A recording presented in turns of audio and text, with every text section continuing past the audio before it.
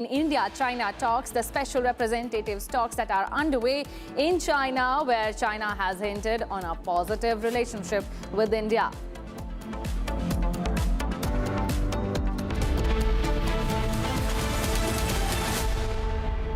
रंग रंग रंग रंग रंग रंगीन रे देखो कैसे भी हो दिन रंग बना रहे वो जो पेंट्स रंग बना रहे रंग रंग रंग रंगीन रे देखो कैसे भी हो दिन रंग रंग रंग बना रहे रंग रंग रंग रंगीन रे देखो कैसे भी हो दिन रंग रंग रंग बना रहे रंग रंग रंग रंगीन रे रंग रंग रंग बना रहे वो जो पेंट्स रंग बना रहे।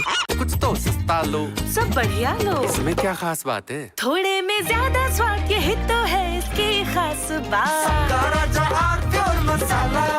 Amity has been ranked India's #1 not-for-profit private university for 11th year, with top 10 ranked institutions in management, engineering, biotech, law, masscom, telecom, hospitality, fashion and more. Yet another top ranking for Amity University. चमकी चाट से क्या बना है? Sandwich, लस्सी और छाछ। हर घूंट में चमकी चाट। अब बताओ स्वाद आया? असली स्वाद सिर्फ चमकी चाट। AU सेविंग्स अकाउंट में मिलते हैं amazing benefits, paperless banking and higher interest, वो भी हर महीने। Money money money money every month. सोच बदलो और बैंक भी।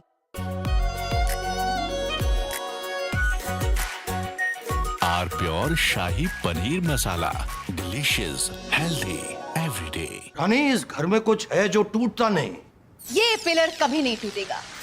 रुंगटा स्टील TMT से बना। रुंगटा नहीं तो घर स्ट्रॉन्ग नहीं। रुंगटा स्टील TMT बार एकदम सॉलिड। चमकी चाट से क्या बना है? आलू चाट या फ्रूट चाट। स्वाद बनाए चमकी चाट। क्या बात है? स्वादिष्ट पकोड़े और परेशान, अरे चमकी चाट है इसकी जान। असली स्वाद सिर्फ चमकी चाट। Electricity bill paid. Really? Your mobile recharge is done. How? Make all kinds of payments using the Bheem Payments app and get cashback of up to ₹300 every month. Use Bheem app to pay. It's the Mahi way. R pure suji pasta उबालो मिलाओ और खाओ 8 minute में तैयार। क्या taste है सबका राजा आर प्योर मसाला। हीरे के लिए मुझे भरोसा है सिर्फ सेनको गोल्डन डायमंड्स पर, क्योंकि सिर्फ सेनको देता है सर्टिफाइड डायमंड्स, बायबैक फैसिलिटी और 100% एक्सचेंज वैल्यू, साथ में life time maintenance, free insurance. तो अब डायमंड्स खरीदने से पहले सेनको में जरूर आना। चमकी चाट से क्या बना है? सैंडविच, लस्सी और छाछ। हर घूंट में चमकी चाट। ड्राई फ्रूट और दही बड़े। चमकी चाट से स्वाद बढ़े। असली स्वाद सिर्फ चमकी चाट। कुछ तो सस्ता लो, सब बढ़िया लो। इसमें क्या खास बात है? थोड़े में ज्यादा स्वाद, यही तो है इसकी खास बात।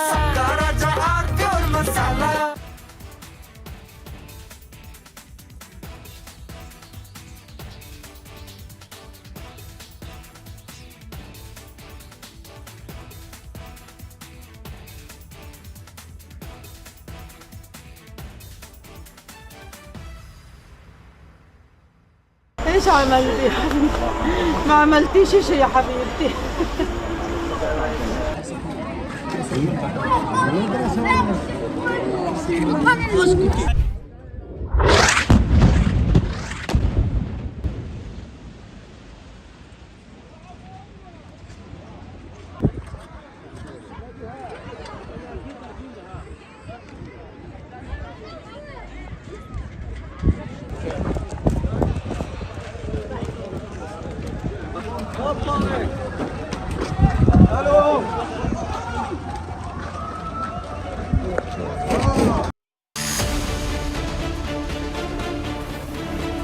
Bigger crackdown on FCRA loading.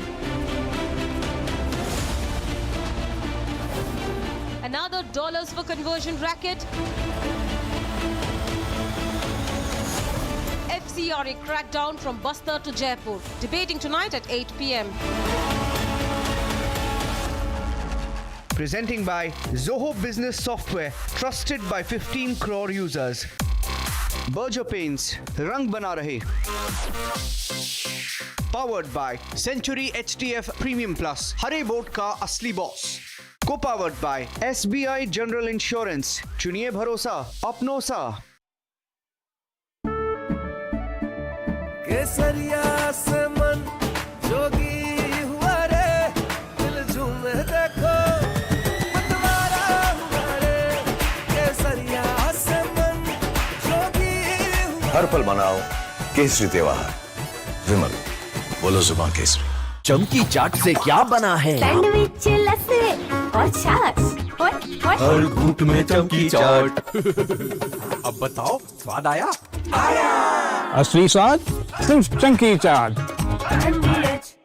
AU current account के साथ मिलता है free UPI QR, overdraft facility और एक ही ऐप से बैंक के सारे काम. एयू सोच बदलो और बैंक भी.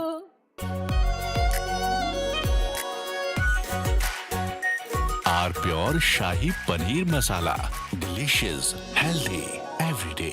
रानी, इस घर में कुछ है जो टूटता नहीं. ये पिलर कभी नहीं टूटेगा. रुंगटा स्टील टीएमटी से बना. रुंगटा नहीं तो घर स्ट्रॉन्ग नहीं. रुंगटा स्टील टीएमटी बार एकदम सॉलिड. चमकी चाट से क्या बना है? आलू चाट या फ्रूट चाट. स्वाद बनाए चमकी चाट. क्या बात है? स्वादिष्ट पकोड़े और परेशान. अरे चंकी चाट है इसकी जान. असली स्वाद सिर्फ chunky chaat. Electricity bill paid. Really? Your mobile recharge is done. How? Make all kinds of payments using the Bheem Payments app and get cashback of up to rupees 300 every month. Use Bheem app to pay. It's the Mahi way. कुछ तो सस्ता लो, सब बढ़िया लो. इसमें क्या खास बात है? थोड़े में ज्यादा स्वाद, यही तो है इसकी खास बात. चमकी चाट से क्या बना है? सैंडविच लस्सी और छाछ. हर घूंट में चमकी चाट. ड्राई फ्रूट और दही बड़े. चमकी चाट से स्वाद बढ़े. असली स्वाद सिर्फ chunky chaat. Iran's economy is staring at a fresh shock. The Iranian rial has crashed to a new record low, hitting 2.02 million rial to $1 in market trading. And the timing is significant. Washington is preparing to unveil another round of sanctions, promising to tighten the economic screws on Tehran even further. Donald Trump has already declared on social media, Iran is completely collapsing. But here is the big question, is Iran really collapsing, or is Tehran using the Strait of Hormuz to run its economic weakness into global pressure point? For ordinary Iranians, the currency crash is not just number flashing on a trading screen. It is hitting the kitchen table, it is hitting savings, and it is hitting the cost of survival. Iran was already struggling with a double-digit inflation and negative economic growth before the latest phase of the conflict. But months of war, previous sanctions, and growing international isolation have pushed the pressure to another level. The numbers tell a brutal story. Since the war began, rice prices have reportedly risen by around 60%. Beef prices are more than 150% higher. And the International Monetary Fund is forecasting that Iran's economy could shrink by more than 5%. Imagine what means for an ordinary family. Every trip to the market costs more. Every saving loses value, and the national currency continues to slide. In Tehran, people are reportedly lining up to buy US dollars desperately.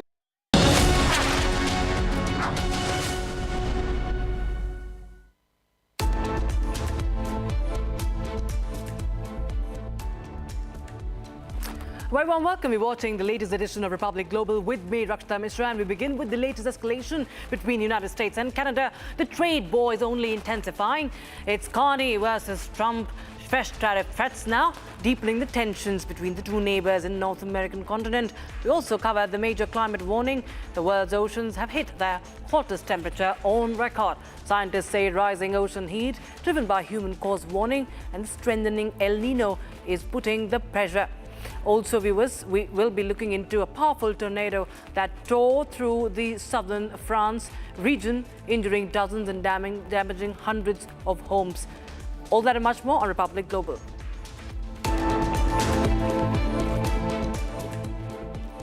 US-Canada trade war escalates as tariffs threaten bilateral ties.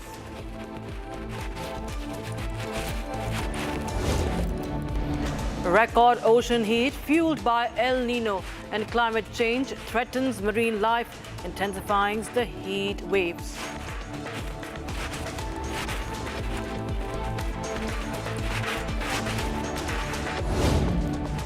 Proposed $103,000 H-1B puts Indian professionals and US employers under pressure.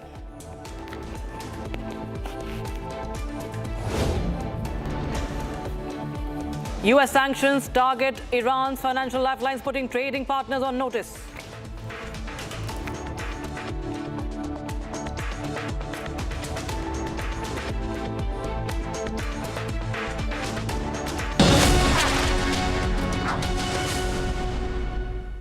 Viewers on Republic Global, we start with the news coming in from Beijing as China and India hold talks. NSA Ajit Doval is in Beijing, and in the meeting with the Vice President of China, we have Ajit Doval making a statement. China, meanwhile, calls for strategic long-term India ties.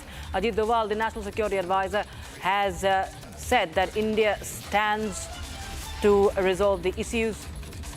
Beijing says both sides should build strategic trust, expand cooperation, manage differences and maintain stable relations, while Doval says India is ready to deepen mutually beneficial cooperation and work towards resolving the boundary issue. So viewers, this is the visual that is coming in right now from Beijing, and these are very important talks that are happening ahead of the BRICS summit.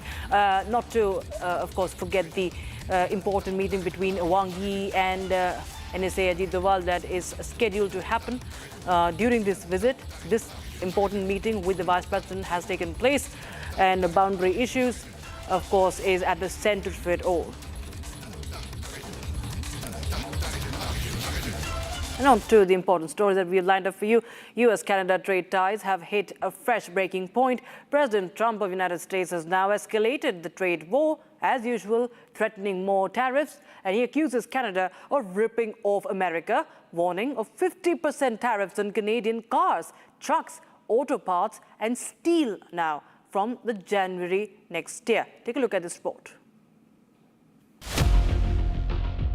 Canada-US tensions on rise. In a fresh war of words, Canada announces retaliatory tariffs against US. Carney rejects treating Canada as US subsidiary, putting brakes on negotiations. Look, when the Americans go to the negotiation table first with the right attitude towards our industries and a true partnership, of course we'll come to the negotiating table. Let's be clear. There is an existing arrangement between our countries and Mexico that works. It can be improved.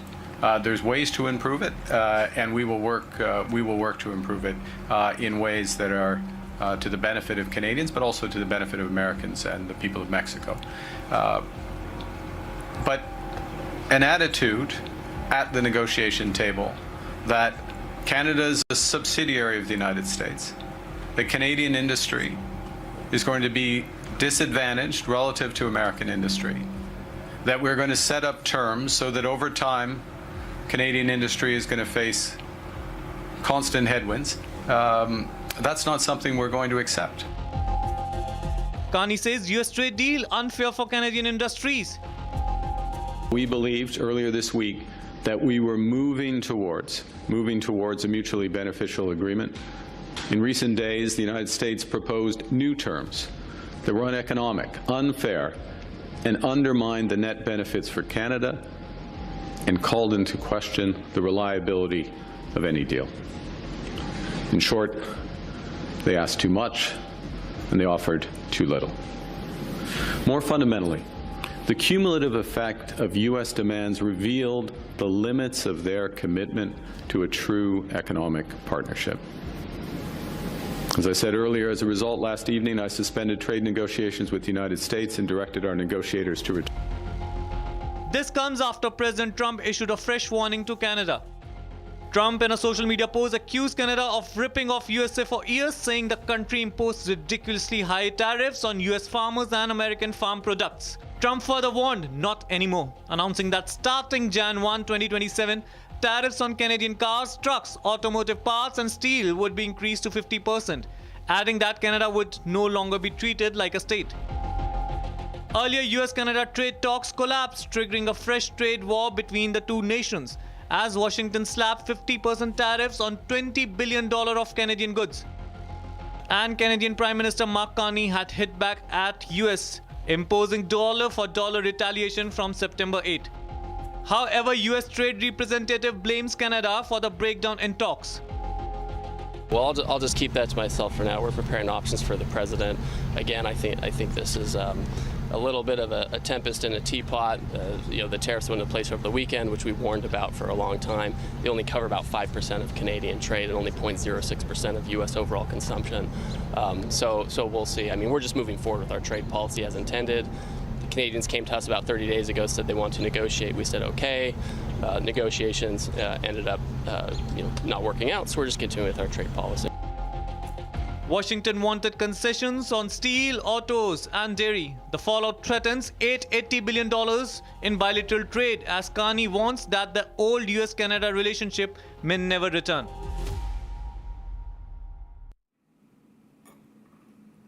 All right, now viewers, this is in connection with the H-1B visa hike. There's another shock that is coming in for skilled foreign workers, especially for Indian workers, Indian students and techies. The Trump administration has proposed an additional $103,265 fee on H-1B applications subject to the annual cap. Now, the move comes after a previous $100,000 H-1B fee was struck down by a U.S. court. Now, Vice President of the United States, J.D. Vance, has made the administration's position clear that American companies that need workers should hire and train Americans first. India stands to be among the countries most affected, with the Indian nationals accounting for about 71% of all H-1B beneficiaries in fiscal year 2024. Here's more. A fresh H-1B shock from the Trump administration. $103,265. That's the additional fees the U.S. Department of Homeland Security has proposed for the H-1B cap subject petitions. This isn't just for the applicants coming from abroad. The proposed fee would apply to all H-1B petitions subject to the annual cap, including applications eligible under the U.S. master's degree exemption. The H-1B program allows American employers to hire foreign workers in specialized occupations, particularly across technology, engineering, research, and other highly skilled sectors. Under the congressional cap, the United States currently allows 65,000 H-1B visas every year under the regular quota, with another 20,000 slots reserved for foreign workers holding a master's degree or higher education from the U.S. institutions. That means the proposed fee would potentially apply across the 85,000 visa cap subject pool. And the financial impact could be enormous. Department of Homeland Security estimates the proposed fee could generate approximately $8.8 billion annually. This is based on the 85,000 cap subject petitions. But there is an important distinction. This is a proposed additional fee, not a final rule, which brings the spotlight firmly onto India. Because when it comes to H-1B visa program, India is by far the largest beneficiary. USCIS data shows that in fiscal year 2024, Indian nationals accounted for 283,755 approved H-1B petitions, which is around 71% of all approved H-1B petitions. China was a distant second, with about 11.7%. The Trump administration says the objective is not to shut the doors on foreign talent. It says the objective is to make American employers think twice before replacing or bypassing American workers. And hence, Vice President J.D. Vance has now delivered that message in an unmistakable term. But for American technology companies and other employers, it depends on global talent and means a dramatic increase in the cost of recruitment. For India, the stakes are particularly high. Indian professionals dominate the H-1B program. Now, this proposed $1,03,265 fees has put the future of the H-1B program firmly back on the center of the US-India talent debate.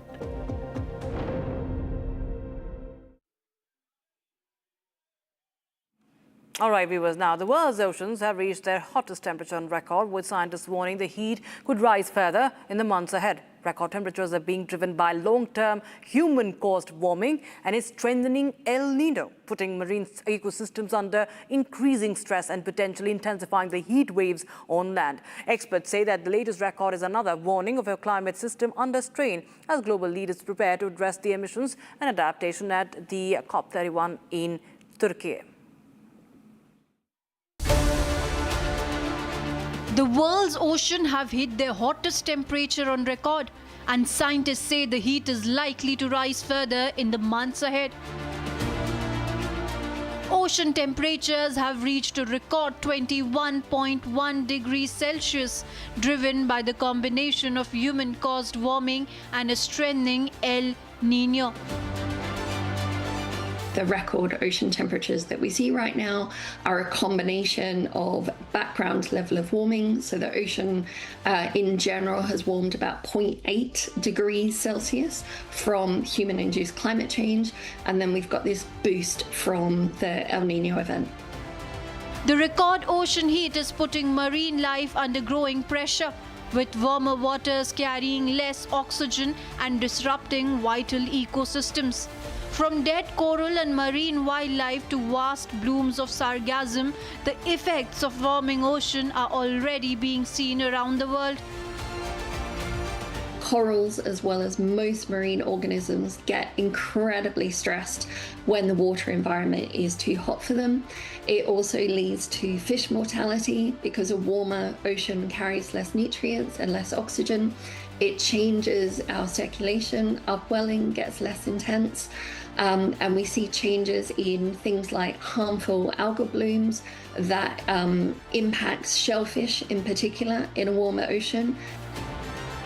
Scientists warn warmer seas and also intensify heat waves on land, keeping nights hotter when cooling sea breezes lose their effect. And in particular, when we have a warmer ocean, such as we've had in Europe this summer, it amplifies the impacts of heat waves because you don't get the cooler nighttime temperatures with the sea breeze coming off the ocean when the ocean is very warm. So there's a huge number of reasons why people should be worried about a warmer ocean. El Nino is adding to decades of human-caused warming, with the current event expected to strengthen further before reaching its peak later this year. Experts say the record ocean temperatures are another warning that the climate system is under strain, with consequences reaching far beyond the coastline. Scientists say the solution is clear: cut fossil fuel emissions rapidly and act on climate adaptation as global leaders prepare for COP31 in Turkey. And the US has now launched a sweeping new economic campaign against Iran, with the Treasury Department targeting nearly 60 entities, individuals and vessels, while warning countries and companies doing business with Tehran could face secondary sanctions. Washington says that the measures are aimed at cutting off Iran's financial lifelines, including the oil revenues and sanctions evasion networks, while also expanding sanctions risks across the digital assets, technology, gold, aviation and shipping. Here's more. The US Treasury has launched a new economic campaign against Iran, targeting nearly 60 entities, individuals and vessels linked to Tehran. Treasury Secretary said that the United States is ready to implement a new round of secondary sanctions, not just on Iran, but on any country or entity that does business with Iran.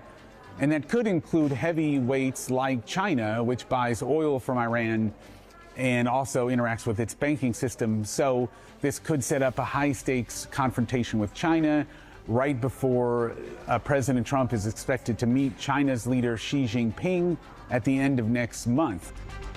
Treasury Secretary Scott Bessent warned countries and companies doing business with Iran could face secondary US sanctions.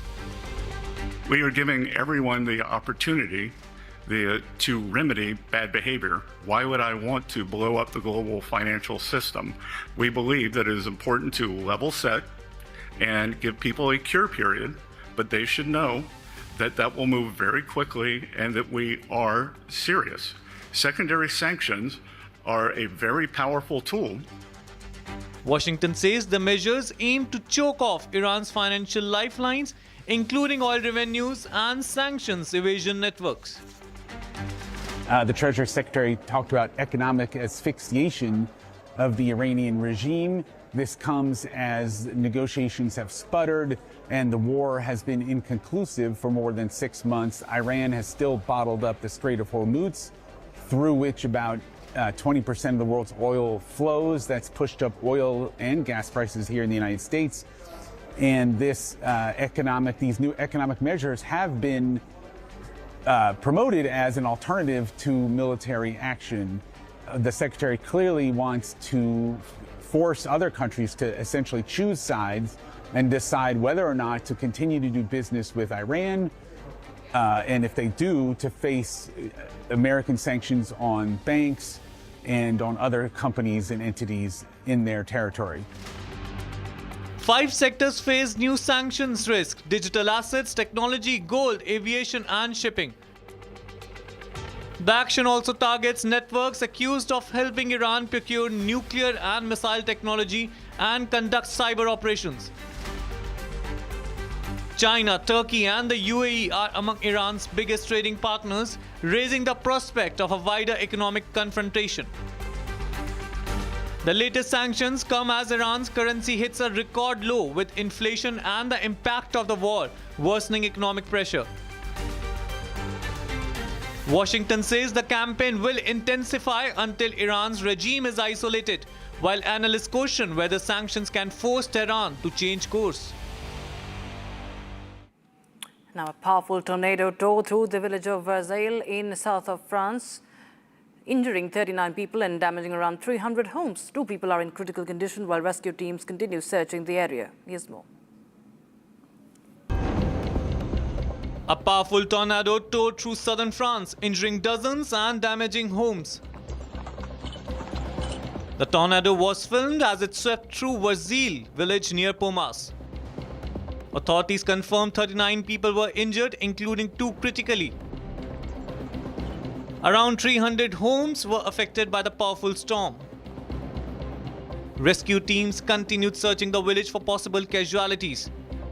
Emergency accommodation centers opened for displaced local residents. The region remained under a thunderstorm alert as rescue efforts continued.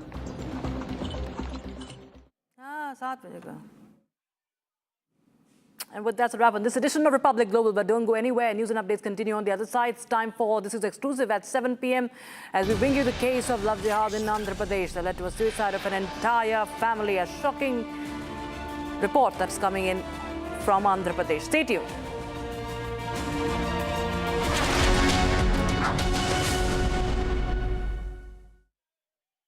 Co-powered by Crystal Crop Protection. देश का किसान, देश का hero. Are pure suji pasta उबालो मिलाओ और खाओ 8 minute में तैयार. क्या टेस्ट है सबका राजा R pure masala. Amity has been ranked India's #1 not-for-profit private university for 11th year, with top 10 ranked institutions in management, engineering, biotech, law, masscom, telecom, hospitality, fashion and more. Yet another top ranking for Amity University. चमकी चाट से क्या बना है? Sandwich लस्सी और छाछ. हर घूंट में चमकी चाट. अब बताओ स्वाद आया? आया. असली स्वाद सिर्फ चमकी चाट. Electricity bill paid. Really? Your mobile recharge is done. How? Make all kinds of payments using the Bheem Payments app and get cashback of up to ₹300 every month. Use Bheem app to pay. It's the Mahi way. कुछ तो सस्ता लो, सब बढ़िया लो। इसमें क्या खास बात है? थोड़े में ज्यादा स्वाद, यही तो है इसकी खास बात। हनी, इस घर में कुछ है जो टूटता नहीं। ये पिलर कभी नहीं टूटेगा। रुंगटा स्टील TMT से बना। रुंगटा नहीं तो घर स्ट्रॉन्ग नहीं। रुंगटा स्टील TMT बार एकदम सॉलिड। चमकी चाट से क्या बना है? आलू चाट या फ्रूट चाट, स्वाद बनाए चमकी चाट। क्या बात है? स्वादिष्ट पकोड़े और फरसान, अरे चंकी चाट है इसकी जान। असली स्वाद सिर्फ chunky chaat. AU savings account में मिलते हैं amazing benefits, paperless banking and higher interest, वो भी हर महीने। Money money money money every month. सोच बदलो और बैंक भी।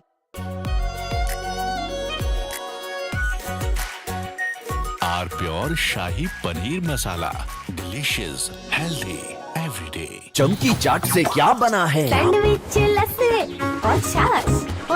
हर घूंट में चमकी चाट। ड्राई फ्रूट और दही बड़े, चमकी चाट से स्वाद बढ़े। असली स्वाद सिर्फ चंकी चाट।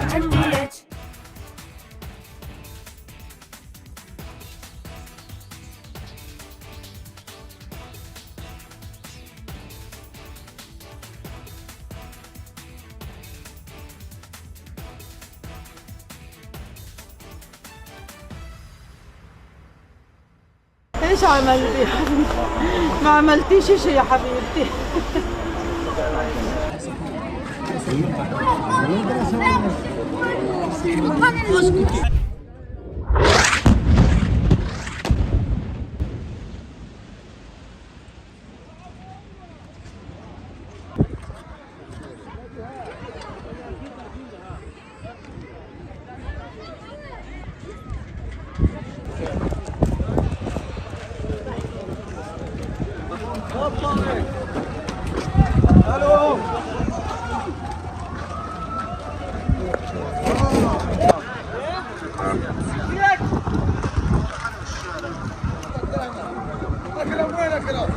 ايوه باصنا هنا.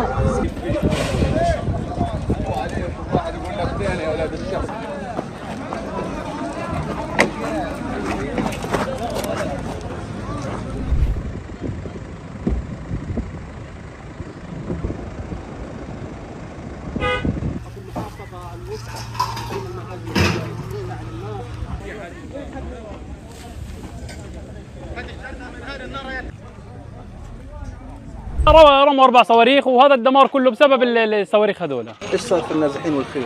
النازحين وممتلكات، هي ممتلكات وهانا ونازحين للاسف كلهم تدمروا. للاسف الحين هم بلا مأوى، هم هالوقت بلا مكان يروحوا يقعدوا له. هم الحين بفكروا كيف يستقروا، كيف يروحوا لمكان آمن ثاني، او كيف يستقروا في هذا المكان. بدنا نعيش بامان، بدنا نعيش بحياتنا، بدنا نحس. هاي بيت شايفين كيف؟ هاي هذا البيت تدمر واحنا واقفين وبنتكلم بسبب القصف اللي كان قبل شويه.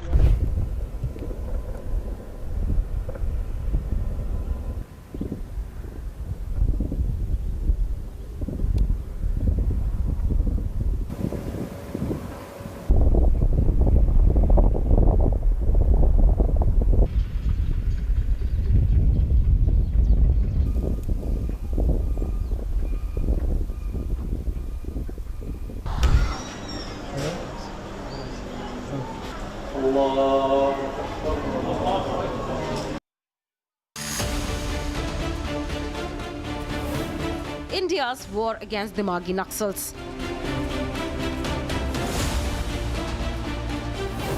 Suvendu versus Tukde Tukde gang.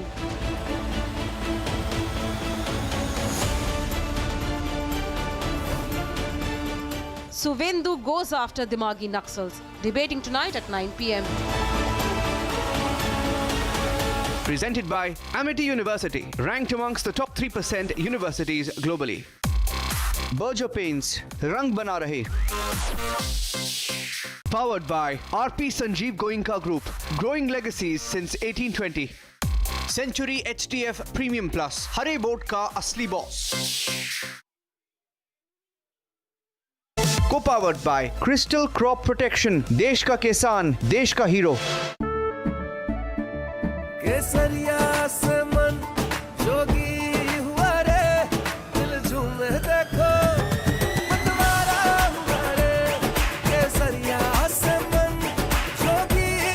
हर पल मनाओ केसरी त्योहार। विमल, बोलो जुबान केसरी। आर प्योर सूजी पास्ता उबालो मिलाओ और खाओ 8 मिनट में तैयार। क्या टेस्ट है सबका राजा R pure masala. Electricity bill paid. Really? Your mobile recharge is done. How? Make all kinds of payments using the Bheem Payments app and get cashback of up to rupees 300 every month. Use Bheem app to pay. It's the Mahi way. चमकी चाट से क्या बना है? Sandwich लस्सी और छाछ। हर घूंट में चमकी चाट। अब बताओ स्वाद आया? असली स्वाद सिर्फ चंकी चाट। रानी, इस घर में कुछ है जो टूटता नहीं। ये पिलर कभी नहीं टूटेगा। रुंगटा स्टील TMT से बना। रुंगटा नहीं तो घर स्ट्रॉन्ग नहीं। रुंगटा स्टील TMT बार एकदम सॉलिड। कुछ तो सस्ता लो, सब बढ़िया लो। इसमें क्या खास बात है? थोड़े में ज्यादा स्वाद, यही तो है इसकी खास बात। AU करंट अकाउंट के साथ मिलता है free UPI QR overdraft facility और एक ही ऐप से बैंक के सारे काम। AU सोच बदलो और बैंक भी। चमकी चाट से क्या बना है? आलू चाट या फ्रूट चाट। स्वाद बनाए चमकी चाट। क्या बात है? स्वादिष्ट पकोड़े और फरसान, अरे चंकी चाट है इसकी जान। असली स्वाद सिर्फ chunky chaat. Iran's economy is staring at a fresh shock. The Iranian rial has crashed to a new record low, hitting 2.02 million rial to $1 in market trading. And the timing is significant. Washington is preparing to unveil another round of sanctions, promising to tighten the economic screws on Tehran even further. Donald Trump has already declared on social media, Iran is completely collapsing. But here is the big question, is Iran really collapsing, or is Tehran using the Strait of Hormuz to run its economic weakness into global pressure point? For ordinary Iranians, the currency crash is not just number flashing on a trading screen. It is hitting the kitchen table, it is hitting savings, and it is hitting the cost of survival. Iran was already struggling with a double-digit inflation and negative economic growth before the latest phase of the conflict. But months of war, previous sanctions, and growing international isolation have pushed the pressure to another level. The numbers tell a brutal story. Since the war began, rice prices have reportedly risen by around 60%. Beef prices are more than 150% higher. And the International Monetary Fund is forecasting that Iran's economy could shrink by more than 5%. Imagine what means for an ordinary family. Every trip to the market costs more. Every saving loses value and the national currency continues to slide. In Tehran, people are reportedly lining up to buy US dollars, desperately trying to protect whatever savings they have left. One 73-year-old Iranian summed up the public mood bluntly. There is no hope for a deal and a peace. And now comes the next blow. The Trump administration Bigger crackdown on FCRA loading. Another dollars for conversion racket. FCRA crackdown from Bastar to Jaipur. Debating tonight at 8 p.m. Presenting by Zoho Business Software, trusted by 15 crore users. Berger Paints, Rang Bana Rahe. Powered by Century HTF Premium Plus, Hare Boat Ka Asli Boss. Co-powered by SBI General Insurance, Chuniye Bharosa, Apno Sa.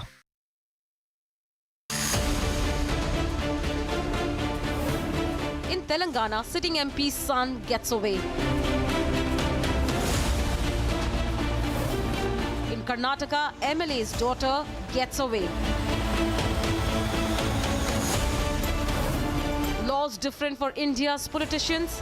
Debating tonight at 8:30 p.m. Presenting by Zoho Business Software, trusted by 15 crore users. Berger Paints, Rang Bana Rahe. Powered by Century HTF Premium Plus, Hare Boat Ka Asli Boss. Co-powered by SBI General Insurance. चुनिए भरोसा अपनों सा.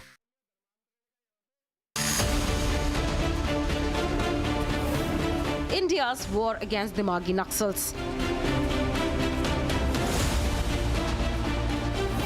Suvendu versus Tukde Tukde gang.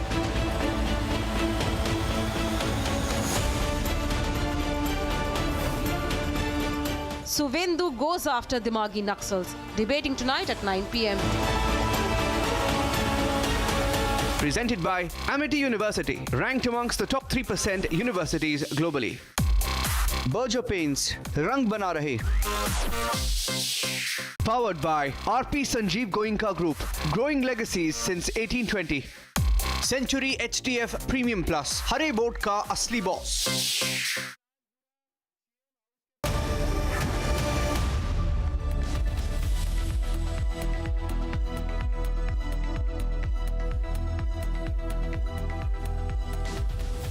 Thank you for joining us here on Republic TV. Ladies and gentlemen, one ground truth that the Americans are working in a very big way in pumping in money into India. And a large chunk of that money is going into illegal conversions. They try and find the most vulnerable people, mostly from the scheduled caste, scheduled tribals, and they try to lure them. Another racket has been busted, this time in Jaipur. And across India, there are more and more such incidents that have come to light. On This Is Exclusive this evening, we have a full report on what happened in Delhi, Palghar, Jaipur. Here are the headlines.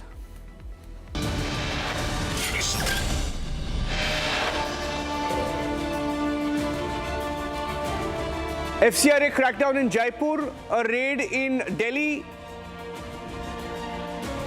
and the conversion ring continues in Palghar. We have details on the show.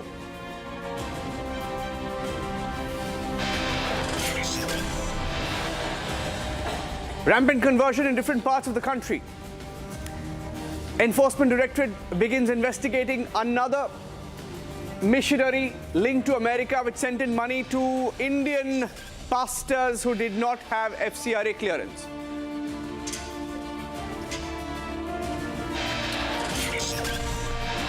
It's a story that nobody is reporting.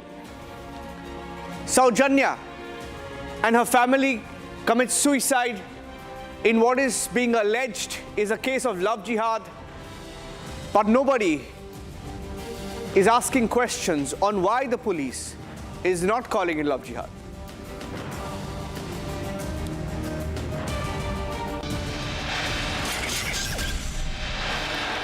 His name is Sadiq. Saujanya leaves behind a death note in Kakinada, Andhra Pradesh, claims that Sadiq tortured her, lured her, and killed her husband. Saujanya and her parents then committed suicide over the torture that followed for years and months.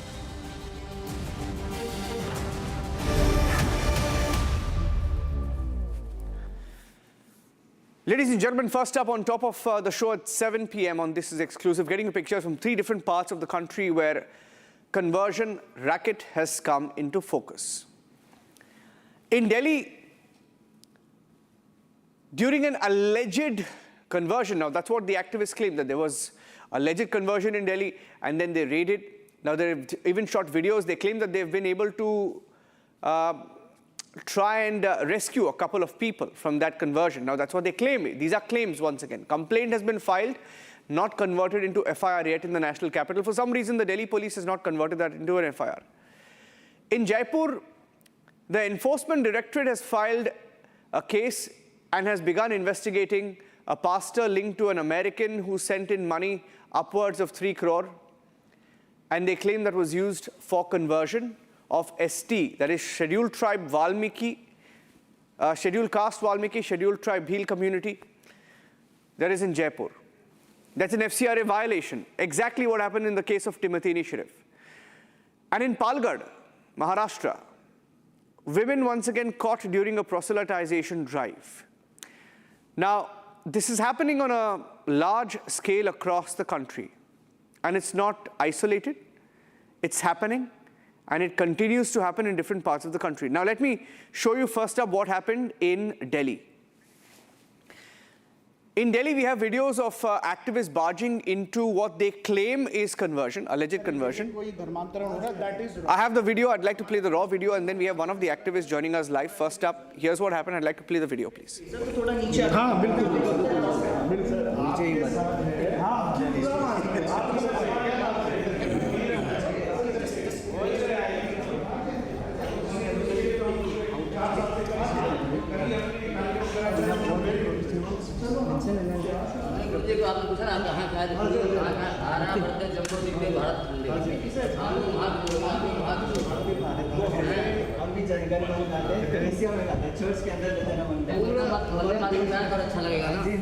हमने कोई आज तक video नहीं देखी जनगण मन की ऐसे बोलो वंदे मातरम वंदे मातरम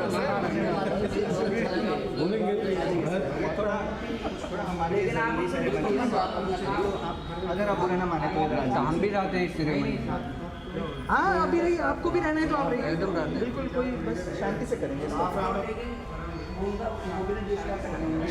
क्योंकि हमारा इंफॉर्मेशन नहीं बिल्कुल बहुत अच्छे सर बनाइए वीडियो बनाइए, कोई दिक्कत नहीं। ये क्या है, ये पानी में क्या चल रहा है? आप देखिए कि इन लोगों को पानी में डुबाया गया है। होली बात हाँ जी बिल्कुल। बिफोर कन्वर्जन में देखिए ये कन्वर्जन से पहले ये वाइट कलर का टी शर्ट पहनाया जाता है। अच्छा सर एक मिनट, आप वीडियो तो बनाइएगा, पहले हमसे पूछ लीजिए कि क्या है धर्मांतरण है, क्योंकि आप इसको वीडियो बना के कहीं पे डालेंगे, हम डालेंगे वीडियो नहीं करना जानते हैं। हर धर्म के अंदर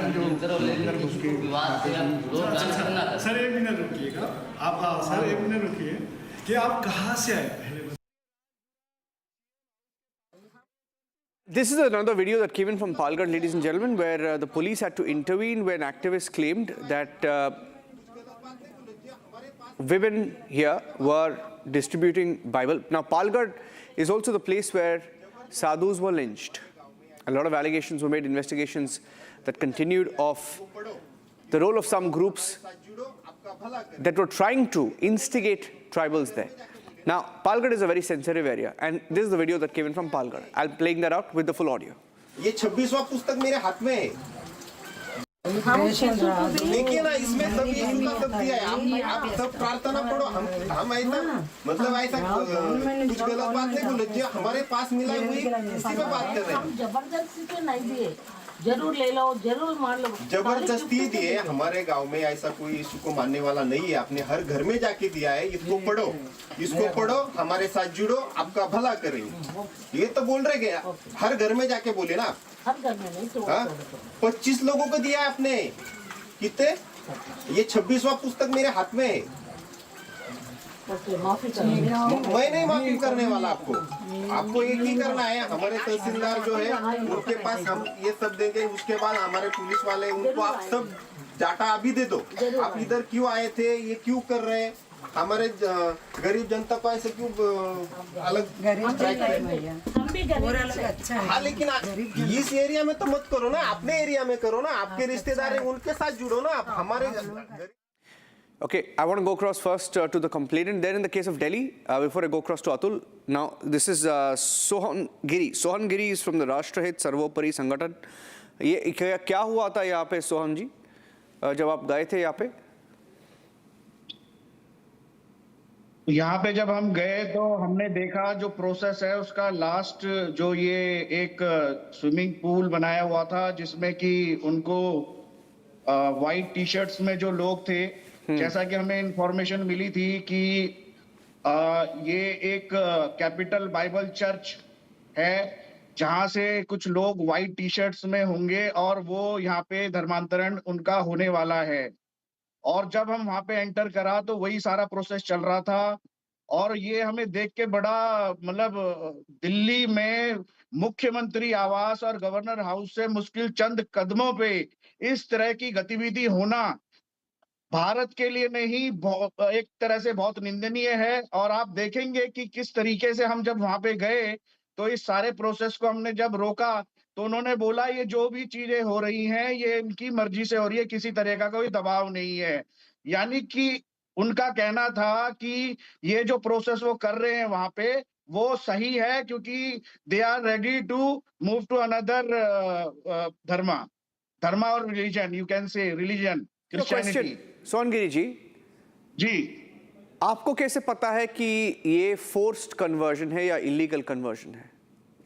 हमने ये नहीं कहा ये फोर्स्ड है या इलीगल है, हमने ये कहा वहां पे इस तरह की चीज करी जा रही थी। जब हम वहां पे गए तो जिस तरह की हमें इंफॉर्मेशन मिली थी कि they are in white T shirt जिनका कन्वर्जन होने वाला है, और जब हम एंटर करे तो जो इनका बाप्तिज्म का जो लास्ट मूवमेंट होता है जिसमें कि ये होली बात देते हैं उसको कन्वर्ट करने के लिए, तो वो प्रोसेस चल रहा था।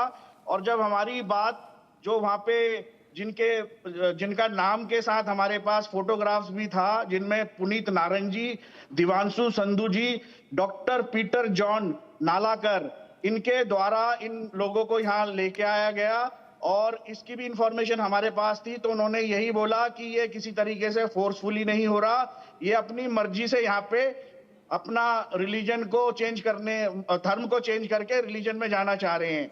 ये बात उन्होंने हमें बताई और उसके बाद फिर हमने वहां से जो ये प्रोसेस था उन्होंने बंद कर दिया। और उसके बाद जो हमने 112 पे कॉल करी थी, पुलिस वाले वहां पे आए और उसके बाद जब हमने कंप्लेंट दी तो अभी तक हमारी एफआईआर भी दर्ज नहीं हुई है उस पे।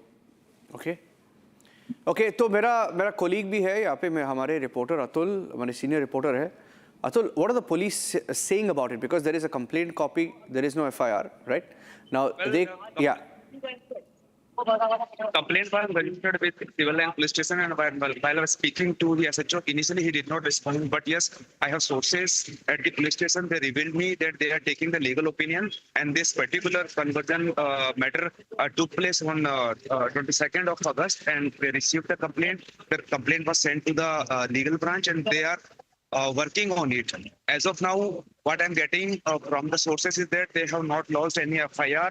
But yes, there are possibilities that in coming days, when the legal department will give a clearance, they will lodge an FIR and they will summon the accused persons, who's Peter John and other officials of the church Capital Bribe, which is in civil lines area, and they will record their statement. Apart from this, they will also summon the complainant, Mr. Giri, and they will also once again call them to the police station to get their statement recorded to decide the future course of action. And once the FIR is lodged, there are possibilities that they will make arrest. But as of now, there is only a complaint, and the police is taking legal opinion on this. Go back to Somgiri, ये आपका जो details है, आपने ये भी बताया है कि 3-4 लोगों को आपने रेस्क्यू किया है, क्या ये सच है? और कौन है ये लोग जिसको रेस्क्यू किया है, और ये कहाँ से आते हैं लोग, और अगर दबाव लगाया जाता है तो कैसे दबाव होता है? How do they get people to do this?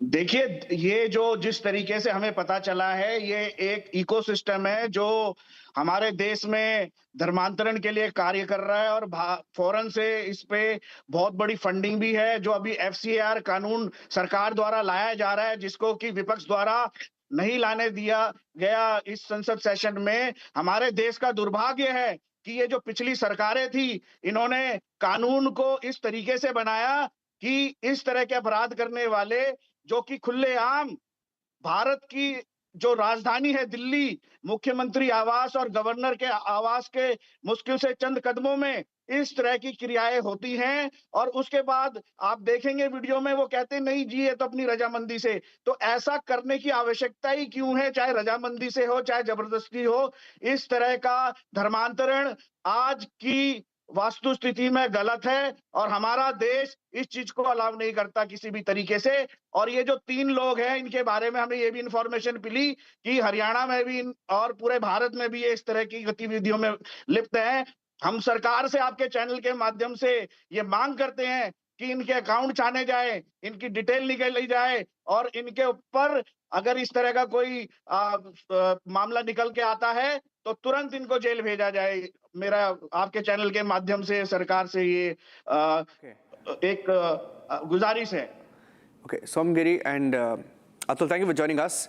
In fact, I just want to briefly talk about the Jaipur case because it's very similar to what Republic TV had reported on the Timothy initiative. In fact, in this particular case in Jaipur, the Enforcement Directorate has even filed a case. They've spoken about how there was a pastor, that's him, and he's been named, Rajasthan-based pastor Ravi Mohan Pahadia. And they claim that an American funded him in Jaipur. Upwards of 2 crore, almost 3 crore rupees was sent to him.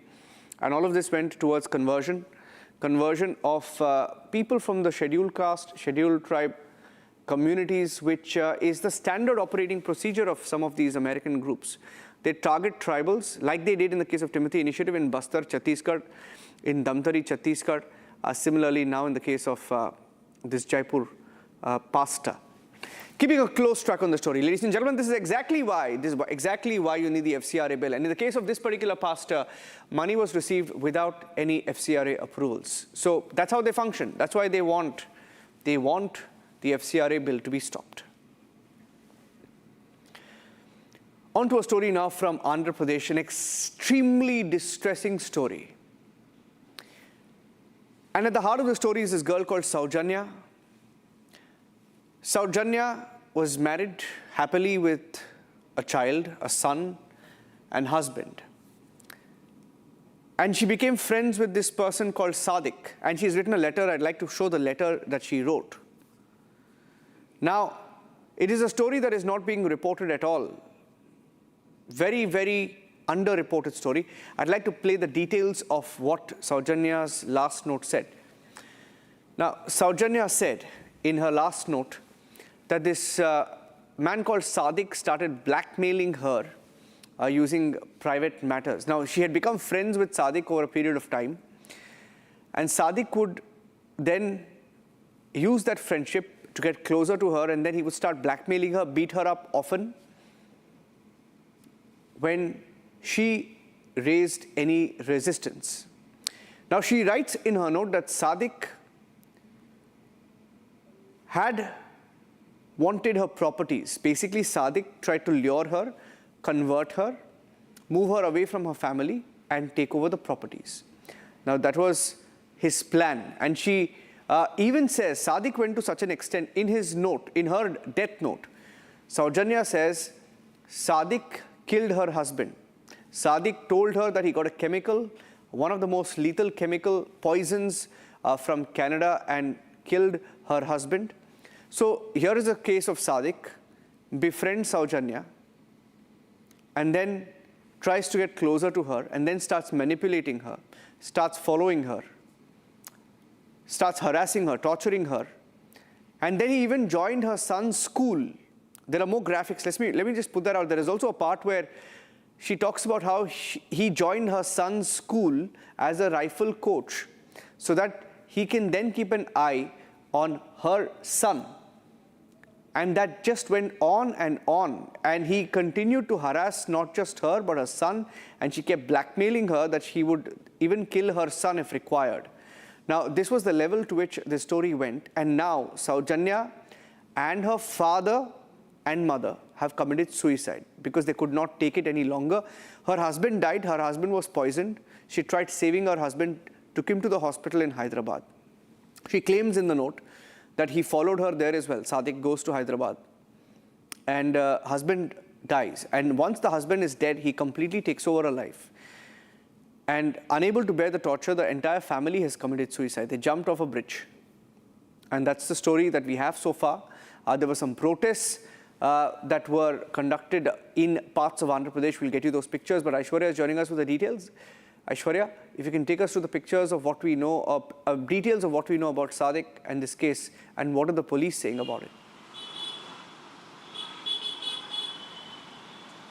Well, as you clearly pointed out, this is a very unfortunate incident, an incident of blackmail, manipulation, and an attempt to conversion as well, because Saujanya, the woman in question, the victim here, she clearly stated in a very detailed 5-page suicide note where she wrote it and she left it in her vehicle in a two-wheeler, where that is where her father-in-law had gotten the suicide note, and that was given to the police, and after which a detailed FIR was filed, and sections under manipulation, suicide and forced conversion was also registered, and murder was also registered against Sadiq. And in very detail she said that Sadiq in a very strategic manner had tried to come close to her,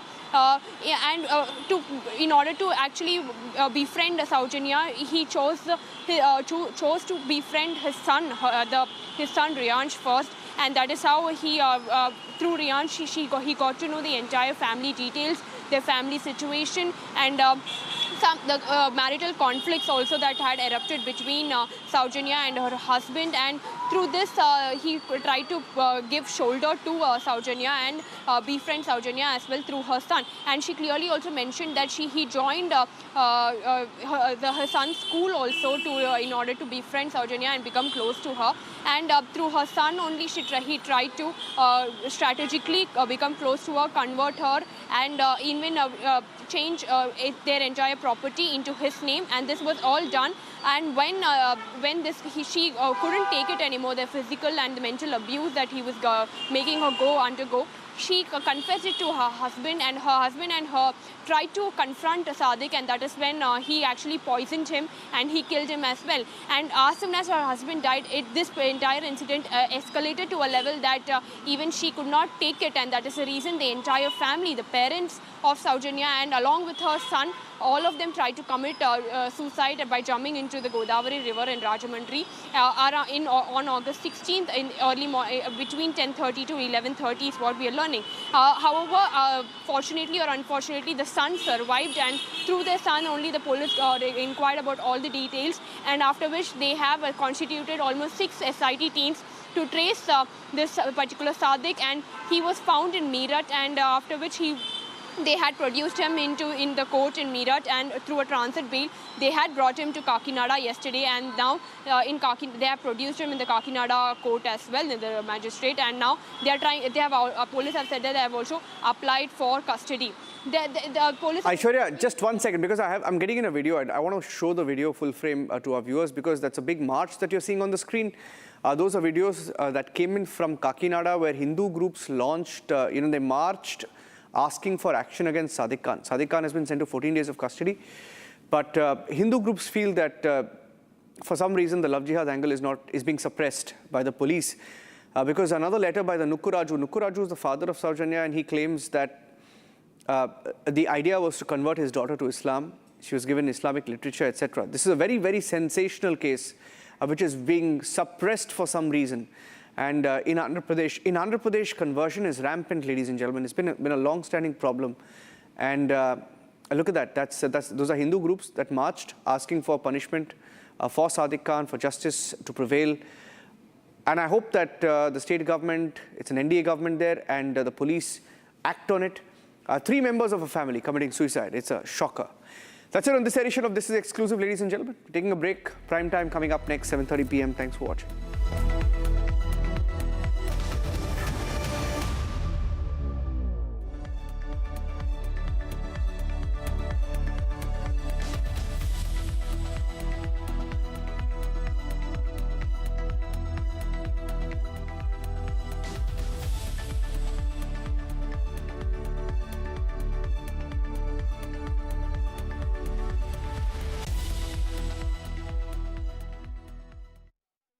रंग रंग रंग रंग रंग रंगीन रे देखो कैसे भी हो दिन रंग बना रहे वो जो पेंट्स रंग बना रहे रंग रंग रंग रंगीन रे देखो कैसे भी हो दिन रंग रंग रंग बना रहे रंग रंग रंग रंगीन रे देखो कैसे भी हो दिन रंग रंग रंग बना रहे रंग रंग रंग रंगीन रे रंग रंग रंग बना रहे वो जो पेंट्स रंग बना रहे।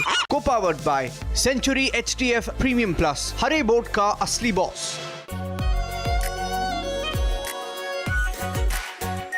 Are pure shahi paneer masala, delicious, healthy every day. Amity has been ranked India's #1 not-for-profit private university for 11th year, with top 10 ranked institutions in management, engineering, biotech, law, mass comm, telecom, hospitality, fashion and more.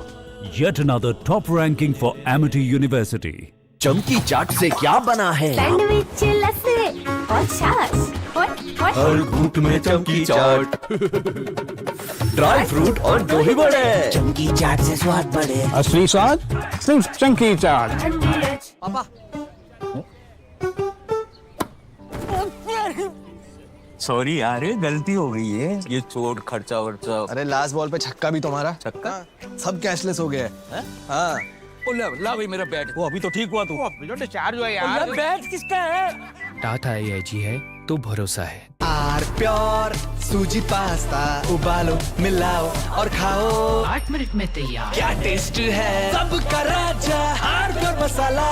बड़े बड़े इम्तिहानों से गुजरता है, वक्त तराशता है जिसे, तो जाने क्या क्या ना करता है। जब तक खुशबू सबसे बेहतरीन न बन जाए, आराम के लिए नहीं ठहरता है। जब तक लाजवाब न बन जाए, उसे नहीं इत्मीनान है। तभी तो रिचमंड बनना नहीं आसान है। चमकी चाट से क्या बना है? सैंडविच लस्सी और छाछ हर घूंट में चमकी चाट। अब बताओ स्वाद आया? असली स्वाद सिर्फ chunky chaat. I wake up wearing someone else again. Don't let it slip. I'm losing. I don't wanna be safe anymore. Underneath there's a Finding myself. That's my moment of Sarah.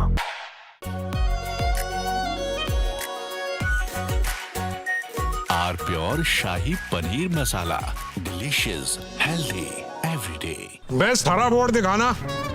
सबसे dependable century HDF premium plus. Trial लूंगा।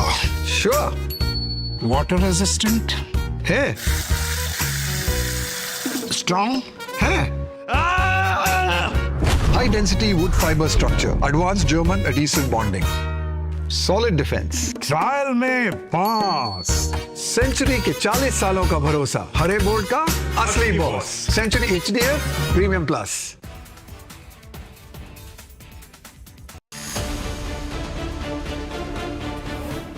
India's war against Dimagi Naxals.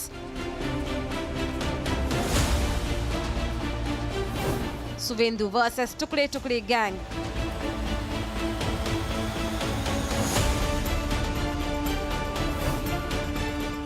Suvendu goes after Dimagi Naxals. Debating tonight at 9 p.m.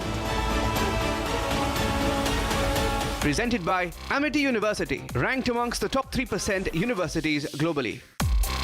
Berger Paints, Rang Bana Rahe. Powered by RP Sanjeev Goenka Group, growing legacies since 1820. Century HDF Premium Plus, Hare Boat Ka Asli Boss.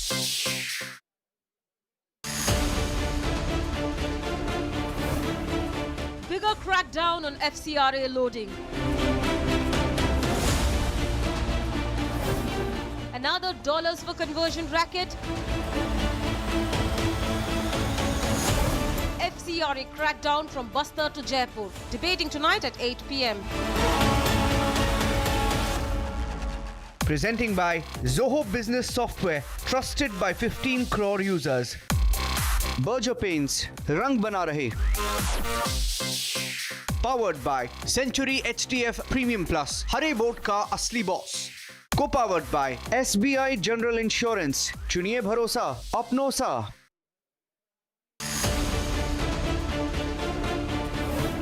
In Telangana, sitting MP's son gets away. In Karnataka, MLA's daughter gets away. Laws different for India's politicians. Debating tonight at 8:30 p.m. Presenting by Zoho Business Software, trusted by 15 crore users. Berger Paints, Rang Bana Rahe. Powered by Century HDF Premium Plus, Hare Boat Ka Asli Boss. Co-powered by SBI General Insurance. चुनिए भरोसा अपनों सा.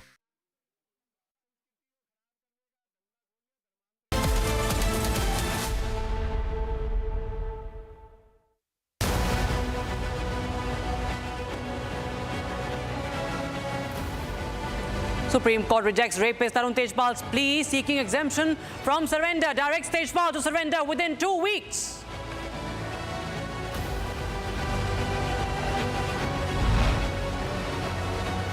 West Bengal Chief Minister Shubhendu Adhikari orders crackdown on anti-national elements. Orders probe after anti-national slogans and graffitis emerge in Jadavpur University hostel. A big win for Republic. Bengal Chief Minister Shubhendu Adhikari orders all fake cases against Republic Bangla to be withdrawn.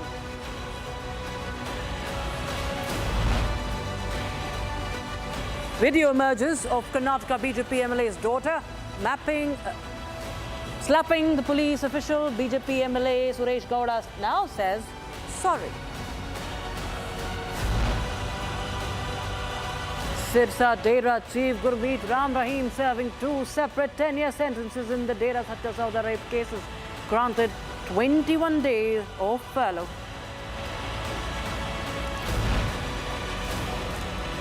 ED flags funds without FCRA registration, 2.88 crore rupees foreign funds under ED scanner.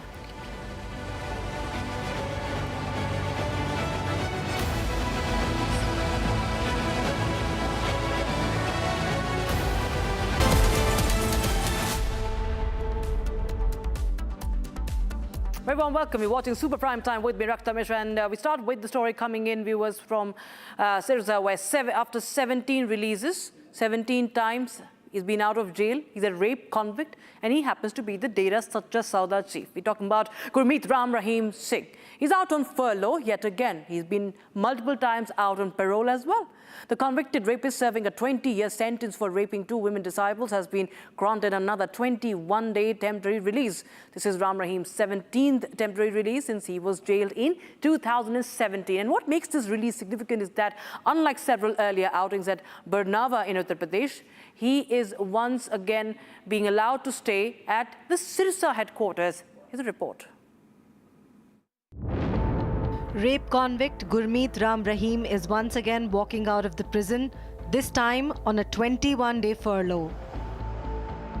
Over the years, he has repeatedly been granted parole or furlough, triggering questions over how many times a convicted prisoner can be allowed temporary freedom.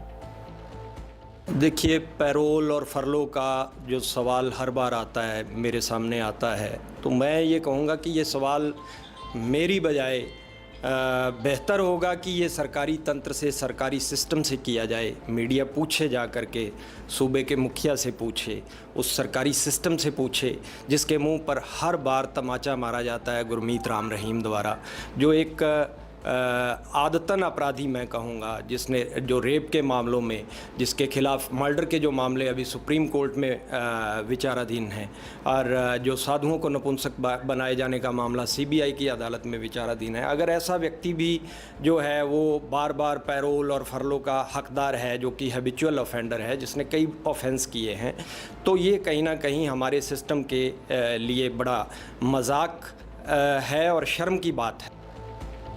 In his previous outings, Ram Rahim was sent to Dera Barnawa Ashram in Bagpat, Uttar Pradesh. Ram Rahim was convicted by a special CBI court in 2017 for raping 2 women disciples at the Dera Satya Sauda headquarters in Sirsa. However, in the latest video, he has increasingly been allowed to stay at the Sirsa headquarters, making this his 3rd consecutive visit over there. These releases have often drawn political and public scrutiny, particularly because of his large following in Haryana and Punjab and their proximity to elections.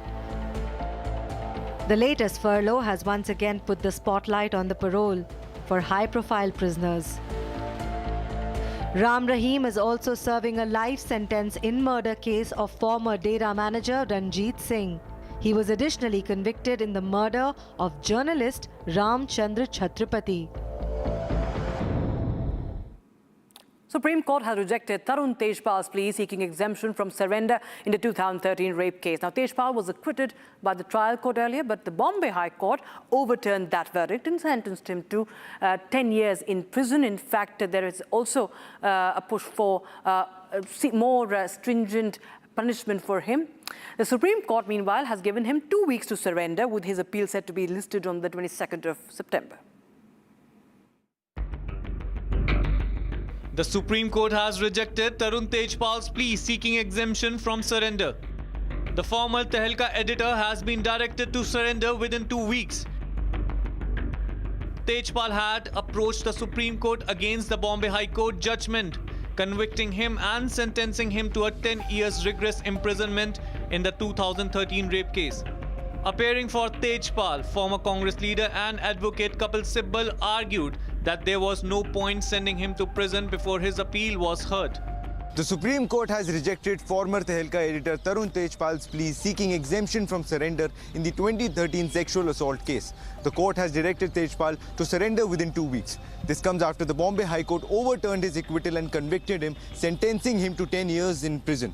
Tejpal has challenged the Bombay High Court verdict in the Supreme Court. The Goa government, meanwhile, is seeking enhancement of his sentence to life imprisonment. So for now, Tejpal will have to surrender, while his main challenge against the conviction continues before the Supreme Court.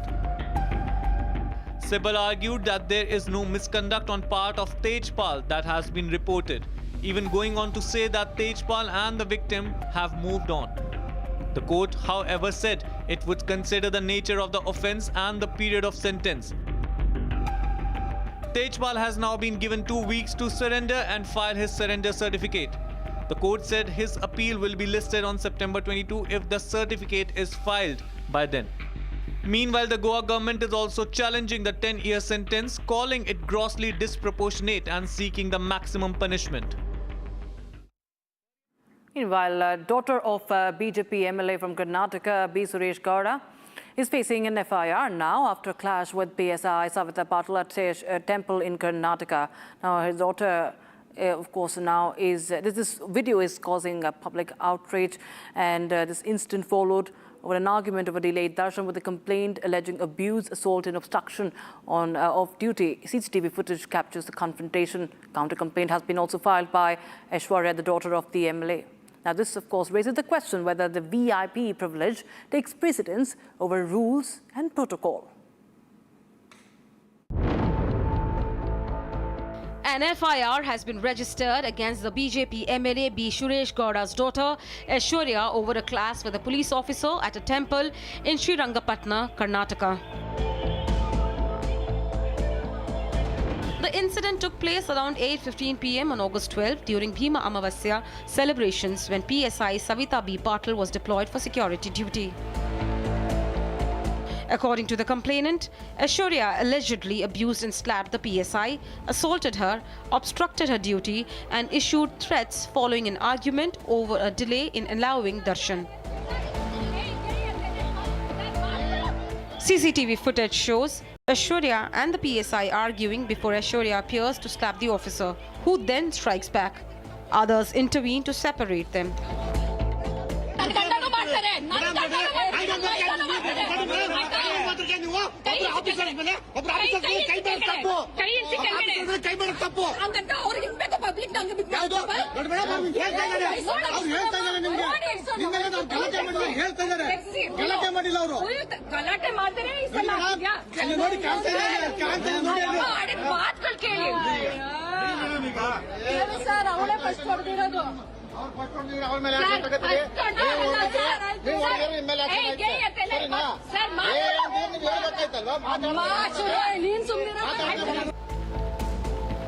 The police have also received a counter complaint from Aishwarya alleging that the PSI abused her during the altercation.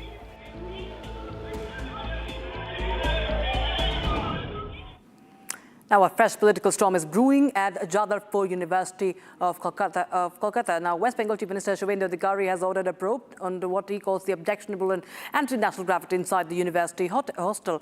The move comes after clashes between SFI, that is the left student wing, and ABP supporters, the right student wing, rocked the campus. Chief Minister now wants the university to identify those behind the controversial writings and take strict action.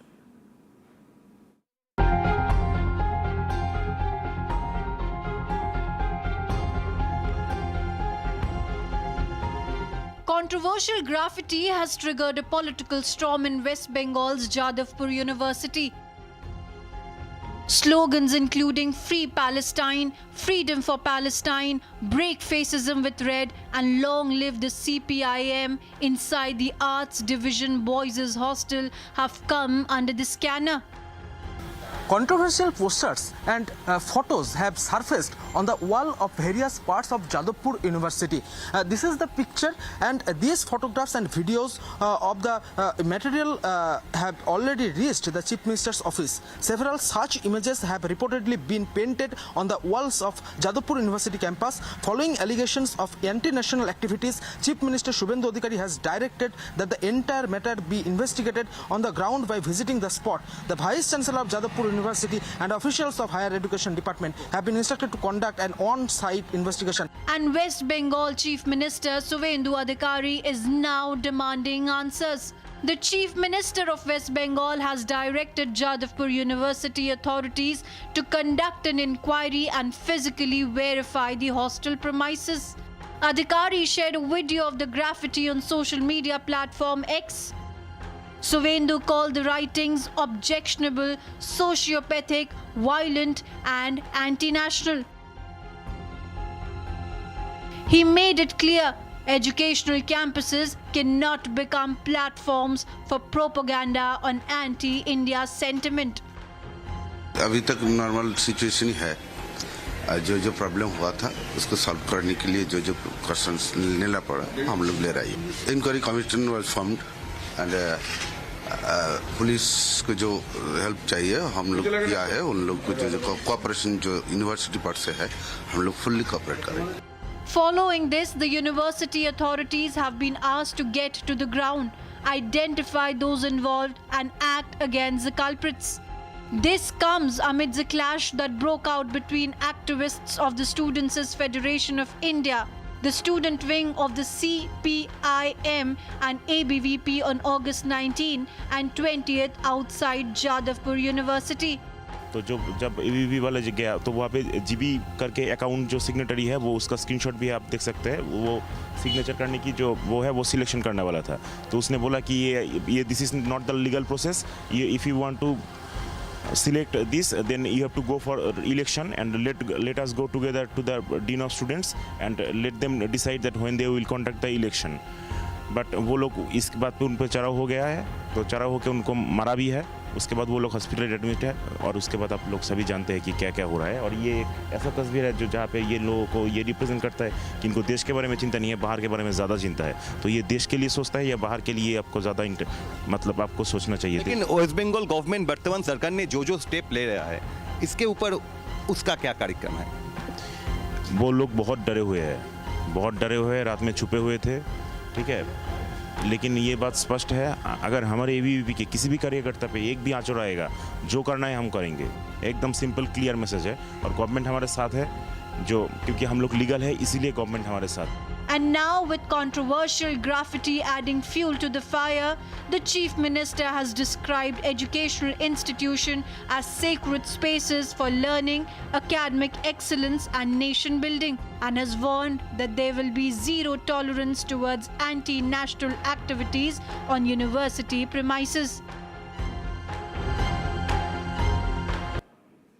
Shocking food safety concern has now surfaced at Pole Bakery.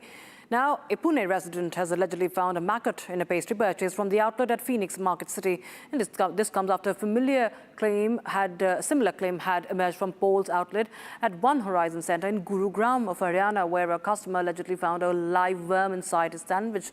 Both incidents raising serious questions about food quality and hygiene.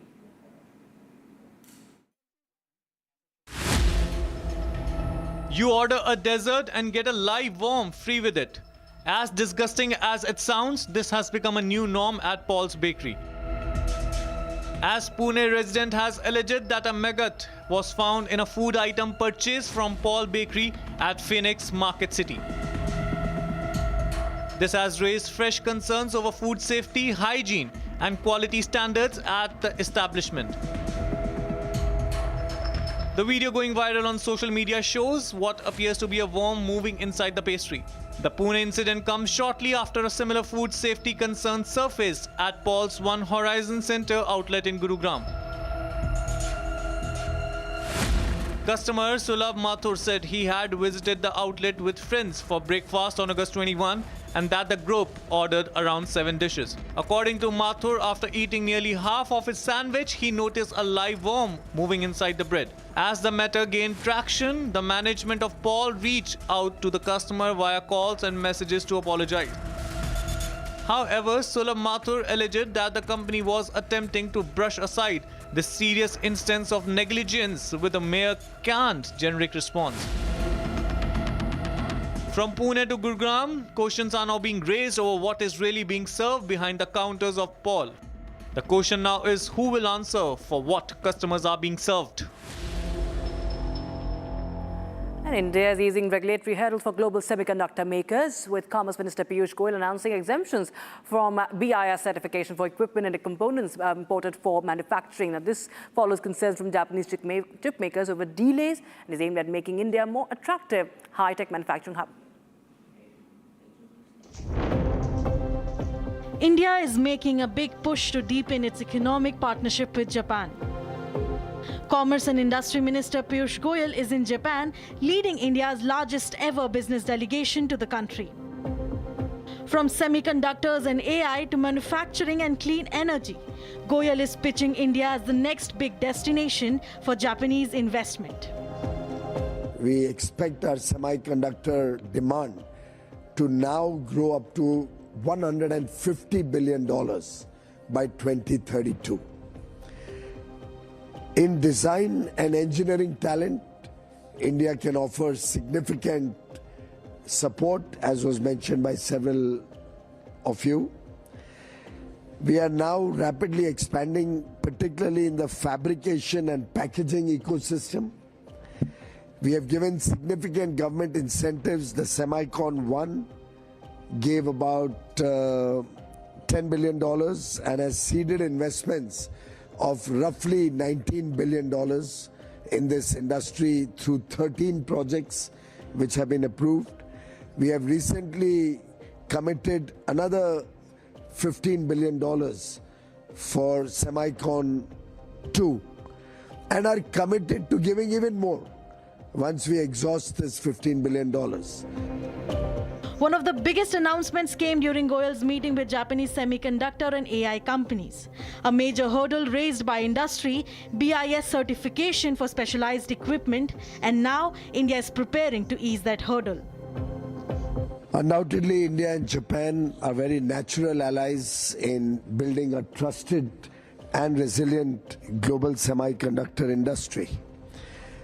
We are a partnership cemented by the 2023 Memorandum of Cooperation on the semiconductor supply chain.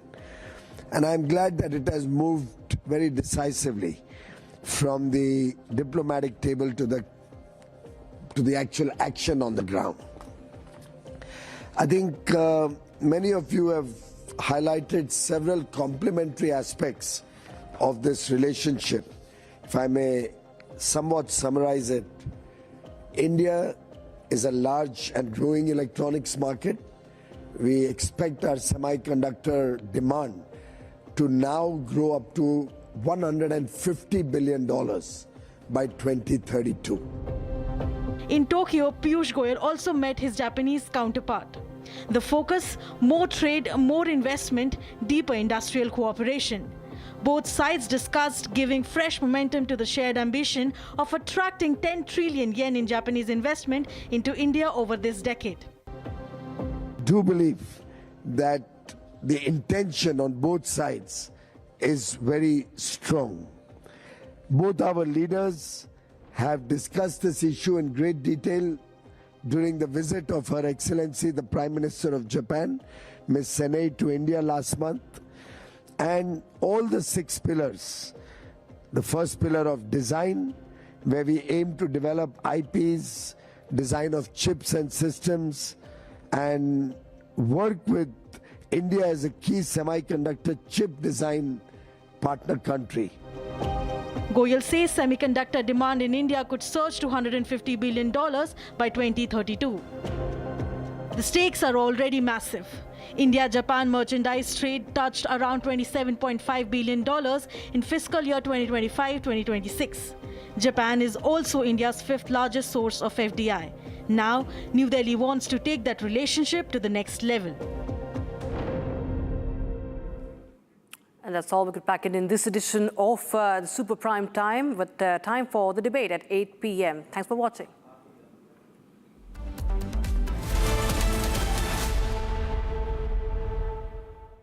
Co-powered by Century HTF Premium Plus, हरे board का असली boss. चमकी चाट से क्या बना है? आलू चाट या फ्रूट चाट, स्वाद बनाए चमकी चाट। क्या बात है? स्वादिष्ट पकोड़े और फरसान, अरे चमकी चाट है इसकी जान। असली स्वाद सिर्फ चंकी चाट। पापा सॉरी यार, गलती हो गई है। ये चोट खर्चा वर्चा। अरे लास्ट बॉल पे छक्का भी तुम्हारा। छक्का? सब कैशलेस हो गया है। हाँ।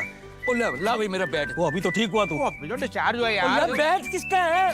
टाटा AIG है तो भरोसा है। आर प्योर सूजी पास्ता, उबालो मिलाओ और खाओ। 8 मिनट में तैयार। क्या टेस्ट है सबका राजा, आर प्योर मसाला। बड़े बड़े इम्तिहानों से गुजरता है, वक्त तराशता है जिसे, तो जाने क्या क्या न करता है। जब तक खुशबू सबसे बेहतरीन न बन जाए, आराम के लिए नहीं ठहरता है। जब तक लाजवाब न बन जाए, उसे नहीं इत्मीनान है। तभी तो रिचमैन बनना नहीं आसान है। चमकी चाट से क्या बना है? सैंडविच, लस्सी और छाछ। हर घूंट में चमकी चाट। ड्राई फ्रूट और दही बड़े। चमकी चाट से स्वाद बढ़े। असली स्वाद सिर्फ chunky chaat. Electricity bill paid. Really? Your mobile recharge is done. How? Make all kinds of payments using the Bheem Payments app and get cashback of up to ₹300 every month. Use Bheem app to pay. It's the Mahi way. कुछ तो सस्ता लो, सब बढ़िया लो। इसमें क्या खास बात है? थोड़े में ज्यादा स्वाद, यही तो है इसकी खास बात। I wake up wearing someone else again. Don't let it slip. I'm losing. I don't wanna be safe anymore. Underneath there's a Finding myself. That's my moment of Sarah. चमकी चाट से क्या बना है? सैंडविच, लस्सी और छाछ। हर घूंट में चमकी चाट। अब बताओ स्वाद आया? आया। असली स्वाद सिर्फ चंकी चाट। पापा सॉरी यार, गलती हो गई है। ये चोट खर्चा वर्चा। अरे लास्ट बॉल पे छक्का भी तुम्हारा। छक्का? सब कैशलेस हो गया है। हाँ। ला भाई मेरा बैट। वो अभी तो ठीक हुआ तू। चार्ज हुआ यार। बैट किसका है? टाटा AIG है तो भरोसा है। R pure shahi paneer masala, delicious, healthy everyday. केसरिया से मन जोगी हुआ रे, दिल झूमे देखो मतवारा हुआ रे। केसरिया से मन जोगी हुआ। हर पल मनाओ केसरी त्योहार। विमल, बोलो जुबान Kesari. Iran's economy is staring at a fresh shock. The Iranian rial has crashed to a new record low, hitting 2.02 million rial to $1 in market trading. And the timing is significant. Washington is preparing to unveil another round of sanctions, promising to tighten the economic screws on Tehran even further. Donald Trump has already declared on social media, Iran is completely collapsing. But here is the big question. Is Iran really collapsing, or is Tehran using the Strait of Hormuz to run its economic weakness into global pressure point? For ordinary Iranians, the currency crash is not just number flashing on a trading screen. It is hitting the kitchen table.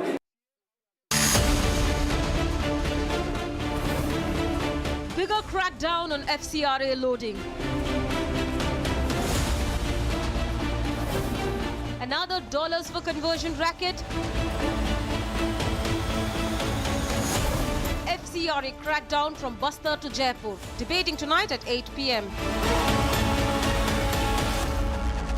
Presenting by Zoho Business Software, trusted by 15 crore users. Berger Paints, Rang Bana Rahe. Powered by Century HTF Premium Plus, Hare boat ka asli boss. Co-powered by SBI General Insurance, चुनिए भरोसा अपनों सा. Co-powered by Crystal Crop Protection, देश का किसान, देश का hero. चमकी चाट से क्या बना है? आलू चाट या फ्रूट चाट, स्वाद बनाए चमकी चाट. क्या बात है? स्वादिष्ट पकोड़े और परेशान, अरे चमकी चाट है इसकी जान. असली स्वाद सिर्फ chunky chaat. Amity has been ranked India's #1 not-for-profit private university for 11th year, with top 10 ranked institutions in management, engineering, biotech, law, mass comm, telecom, hospitality, fashion and more.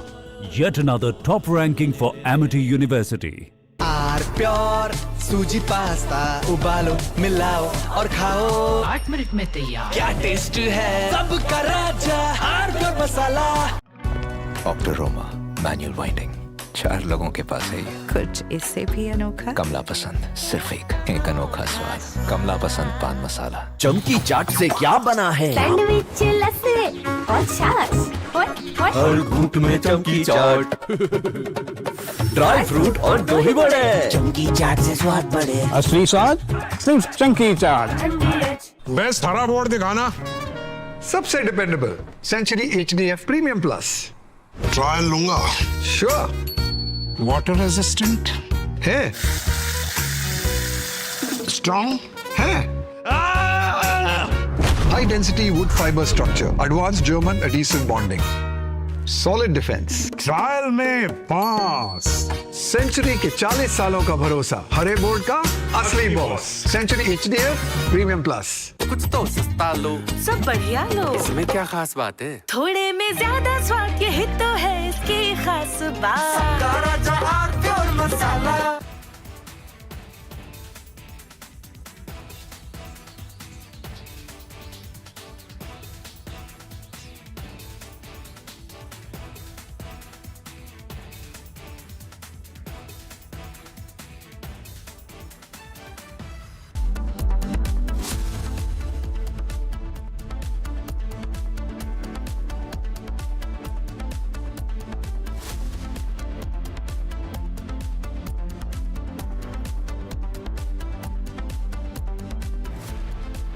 Co-powered by Crystal Crop Protection, देश का किसान, देश का hero.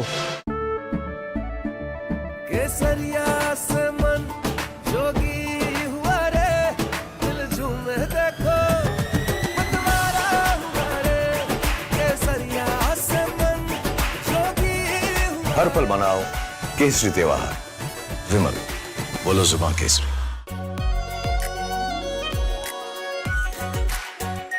Are pure shahi paneer masala. Delicious, healthy, everyday. AU savings account में मिलते हैं amazing benefits, paperless banking and higher interest, वो भी हर महीने. Money money money money every month. सोच बदलो और बैंक भी. चमकी चाट से क्या बना है? सैंडविच लस्सी और छाछ. हर घूंट में चमकी चाट. अब बताओ स्वाद आया? असली स्वाद सिर्फ चंकी चाट. पापा सॉरी यार, गलती हो गई है. ये चोट खर्चा वर्चा. अरे लास्ट बॉल पे छक्का भी तुम्हारा. छक्का सब कैशलेस हो गया है. हाँ. ला भाई मेरा बैट. वो अभी तो ठीक हुआ तू. डिस्चार्ज हुआ यार. बैट किसका है? डाटा AIG है तो भरोसा है। आर प्योर सूजी पास्ता उबालो मिलाओ और खाओ 8 मिनट में तैयार। क्या टेस्ट है सब करा।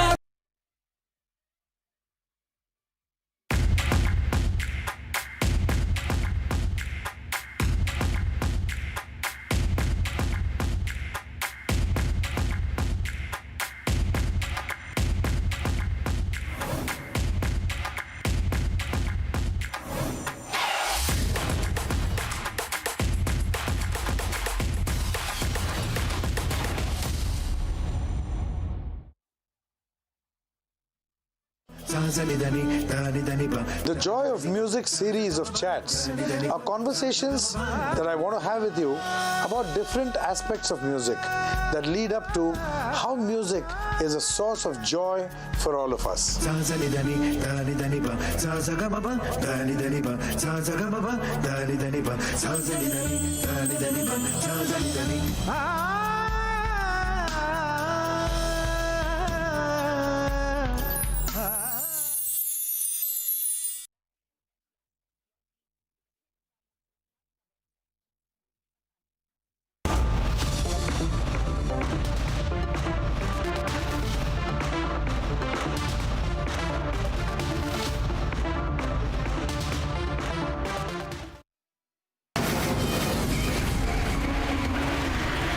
From the Republic Media Network headquarters, it's time for the debate.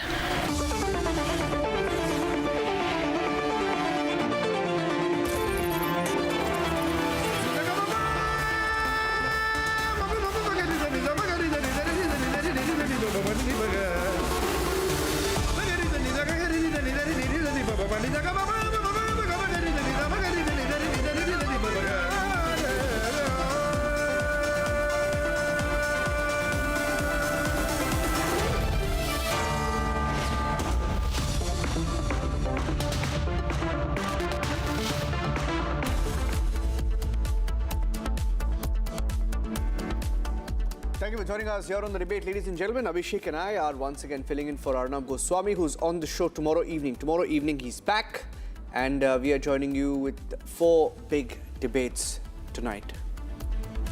Let's get started.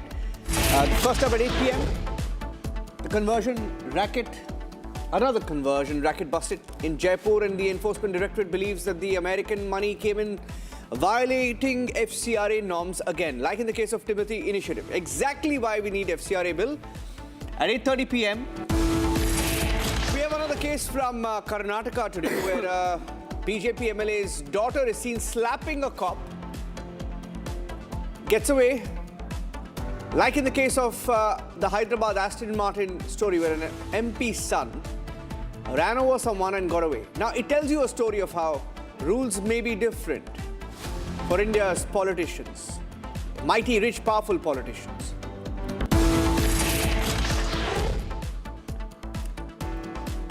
And the war on Dimagi Naxals, Suvendu Adhikari has begun a crackdown. After JNU, there is a crackdown on Dimagi Naxals after graffiti, anti-national graffiti that is spotted in Jadavpur University.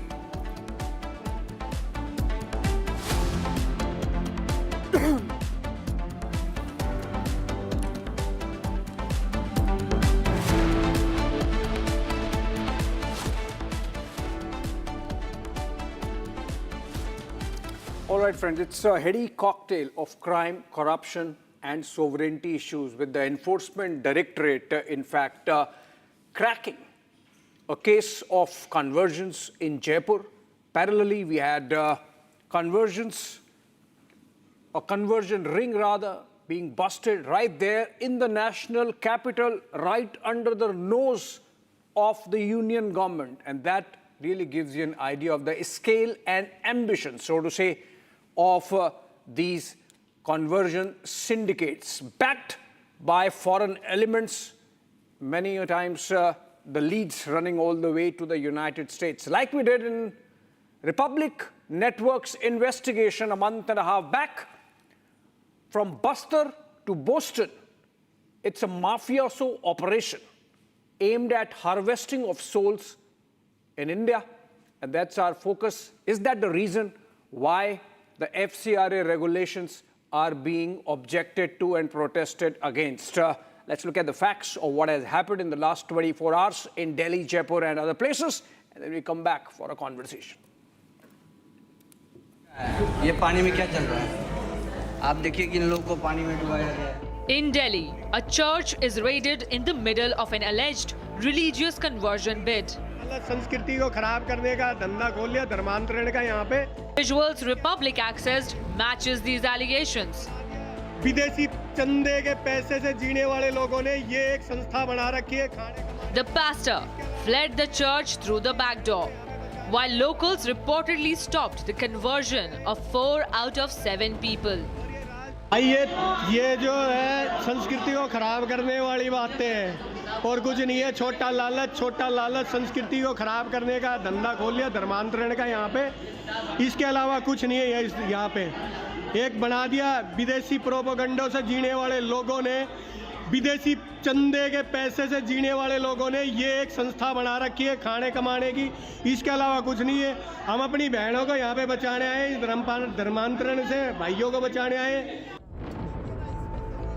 An even more sinister incident emerged from an Adivasi area in Palghar.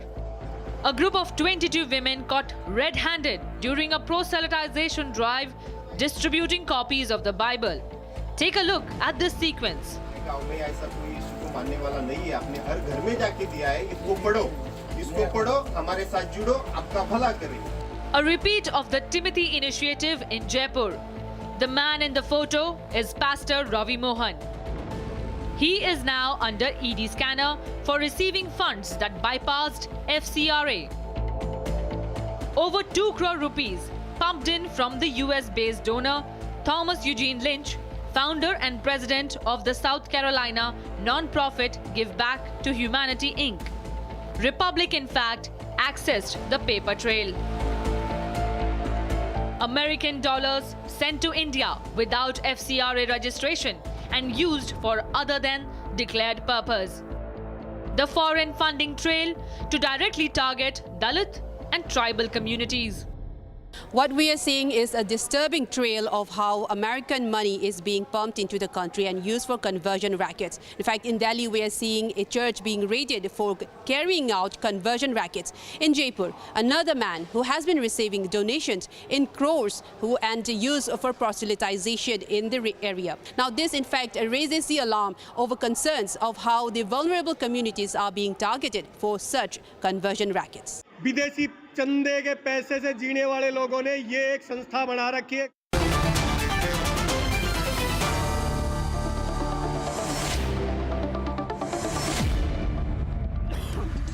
Okay, this is a very serious issue and that's why we are addressing it again. I have Tuhin Suna, who's a national spokesperson of the BJP. V. Subramaniam is a political analyst.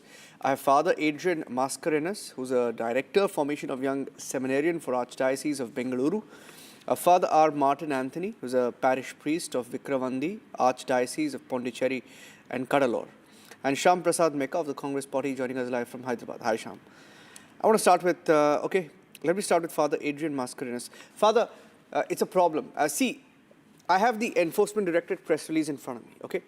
So we had done this, investigation when we sent a reporter to Chhattisgarh when the Timothy Initiative investigation was on. Now, in the case of Timothy Initiative, I'm just recapping the story for our viewers because we found that at an airport in Bengaluru, and you know the Bengaluru airport, it's a big airport, they've got 2 terminals, and there one man by the name of Mika Mark was held with about 100 ATM cards, debit cards from an American bank called the Truist Bank, almost 10 million, I think, upwards of that. He was trying to take all of those cards and go to different parts of the country.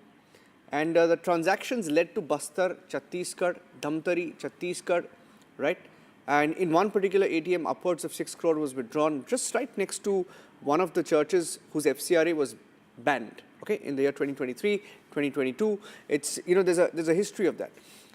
Now, I don't want to get into more detail, but I'll only tell you that this is the second case where we have, and I have it in front of me here. The Enforcement Directorate has said in Jaipur that upwards of 2 crore rupees was received without FCRA registration and other than declared purpose.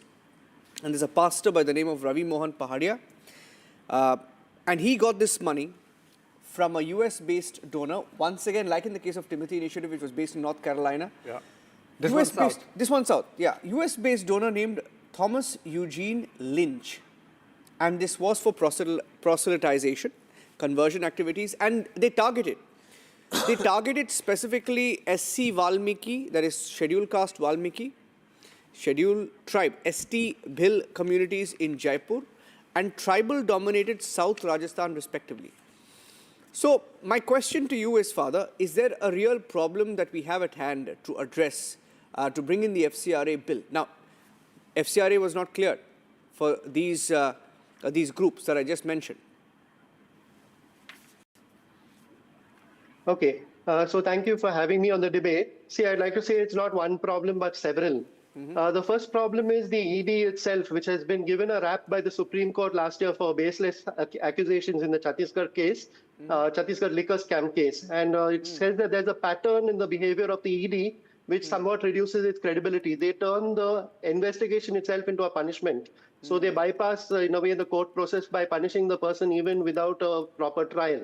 And so this was observed by the SC. I suggest that that should also be looked into. The ED has this pattern of behavior. So anyway, putting that aside, supposing the ED has a credible allegation against this particular group or this racket, as you call it. Now, even then, the FCRA does not address this issue because the FCRA is only, the amendments introduced recently have nothing to do with funds which are coming bypassing the FCRA regulations. They are only with funds which come through the FCRA, and they are targeting the organizations which are doing good work through the FCRA funds. They are not addressing the issue of foreign funds coming by other illegal means, and that has not been addressed by the current change in the FCRA rule or so on. And I suggest that this is an important issue to be maybe investigated about funds which are bypassing the FCRA. But the FCRA itself is a draconian law, and it's not a very good way of handling the situation. Thirdly, the issue of proselytization. Yes, we know that people have different agendas, which may be even anti-national. And the Indian church is not in favor of this by and large, but maybe there are some foreign agencies which get involved in this. So if you look at the Indian denominations, the Catholic Church, mainline Protestant churches, they don't indulge in any illegal activities of this nature. And we all maintain FCRA for our foreign funds, and we do things according to the regulations. Now, besides this, the thing is, the problem with this proselytization issue is that even legitimate desire for conversion is being blocked or impeded, and so people's fundamental rights are being severely affected. I wasn't referring to legitimate. I wasn't referring to legitimate, the will to convert, right? I'm talking about coercion. Illegal, yeah. So even otherwise, Father, there's a problem if an American... Yeah. Abhishek will take it from here. Abhishek, if an American I won't take it forward. Money, You, Father, you said this is a draconian law. This has existed on the statutes since...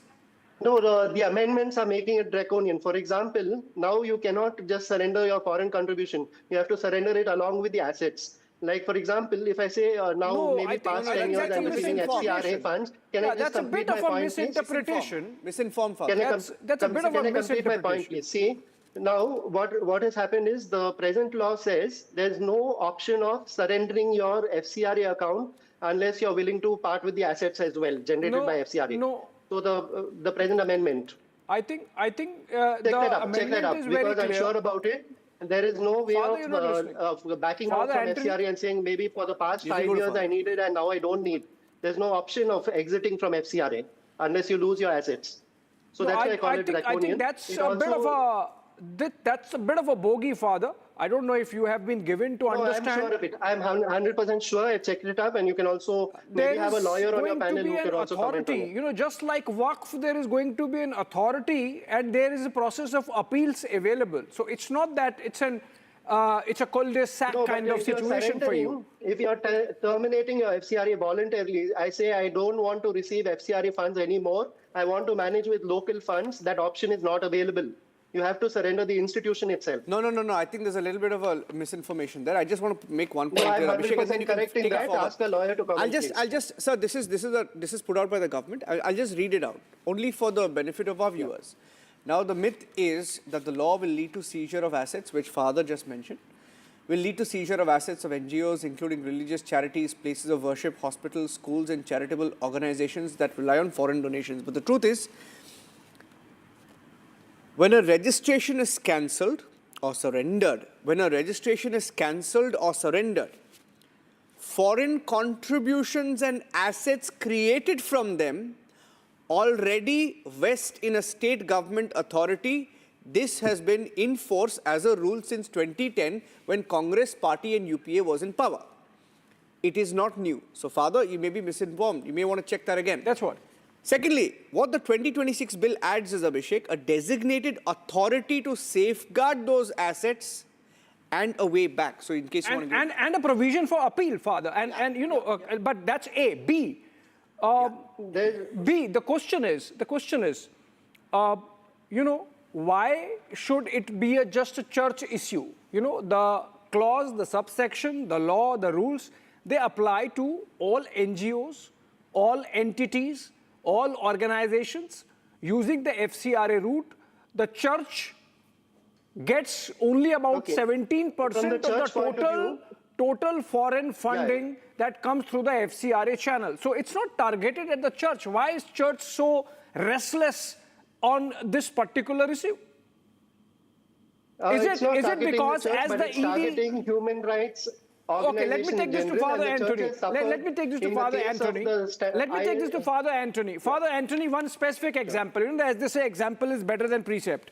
In this particular instance of Jaipur, which the ED has, you know, brought out, about 2.34 crore worth of money channelized, most of it to bankroll the lifestyle of this particular pastor, Pahadia. Now the question is, would you even, Father Anthony, would you justify this kind of diversion of funds for lifestyle uses, for foreign travel, for, you know, having a house, for having a car, to anyone? I mean, it sounds like a pure scam. The people who are sending this money for charity are getting scammed. Now I am not in a situation to defend an individual because we do not know what happened really to that person. But as far as according to the Catholic Church, our church is not a particular church. We are all universal church. We are all one or other way. We are interconnected with one another. First of all, we are not functioning as an individual. We are functioning within the church. We should understand how the church is functioning. It is not I who have founded the church. It was founded by somebody and who were before me. And those who were before me, they have created assets. We do not the source.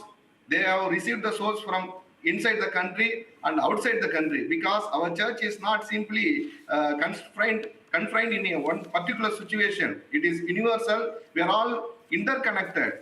And as we are receiving funds from abroad, we are also contributing something to the church which is in need in many countries, especially in Africa and all. We are sending money for the people who are really suffering spiritually and socially. Our main motive is to bring transformation inside the country. What do you think? We are all forcing the people to get conversion from Hinduism to Christianity. It is not so. See, our gospel teaches us to be in solidarity with other people. That's why we are trying to do some social work within our situation where our country makes us to exercise. So you should be very clear that whatever is done according to the law should be respected. If somebody violates the rules of the country, surely the country has every liberty to take action against the people who are violating the present rules of our country. And the person you mentioned, he has not violated the FCRA rule. He has received money individually and we do not know the source. And my dear friends, kindly look into a point that nobody is giving money freely. When the people who are giving money, when they are convinced the situation and the work of the person who is carrying out, then the money, that person is giving money. And all the money which is given by somebody will be monitored the person who has donated the money. We are not the person who should see how the money is used. The government has every right to look into a particular situation, and the money, if it is mishandled, the government has the right to take action. That's what our fantastic point. stand. Yeah, Father, you made a point. Christians alone that they are making conversion here and there. We Father, are not here to make conversions. Correct. No, you make a fantastic point. Social responsibility as a citizen of the country. See, we are all, everyone who is in Christianity also has born and brought up from India. Can I interrupt you for a second there, They are Father, all with from your permission? India. With your permission, I just want to make a point. Portray us that we are all anti-Indians. No, nobody has said that, Father. Father, you're lot of loyal towards our nation. No, nobody has said that. With due respect to you, Father, none of us have said that. None of us, neither Abhishek nor I have used such words. The medias are portraying No. Christians. I don't know which media you're anti-nationals. talking about. No, I'll please run the other visuals also, please. 1 minute, Father. Now, I don't know which media you're referring to. Okay, sir? I have quoted word by word, investigation, ongoing. 1 minute, hear me out. Father. The agency of the government has every right to look into a Father, particular hear me out. situation and take action. We are No, not you have to above be the law. patient We with are me all, for a second. We should all abide by the law. Now, I want to make 3 points. 3 points, okay? Point number 1, if you heard Father Adrian Mascarenhas carefully, he himself has said, Catholic and Protestant church, we have a problem with some churches. He says some people do it, not all of us. He says that. He admits. Thereby, he also admits that there is a problem with some sections or some churches or some missionaries. Now, I don't know. I'm not getting into that, okay? Right? He admits. Even he knows it. Point number 2.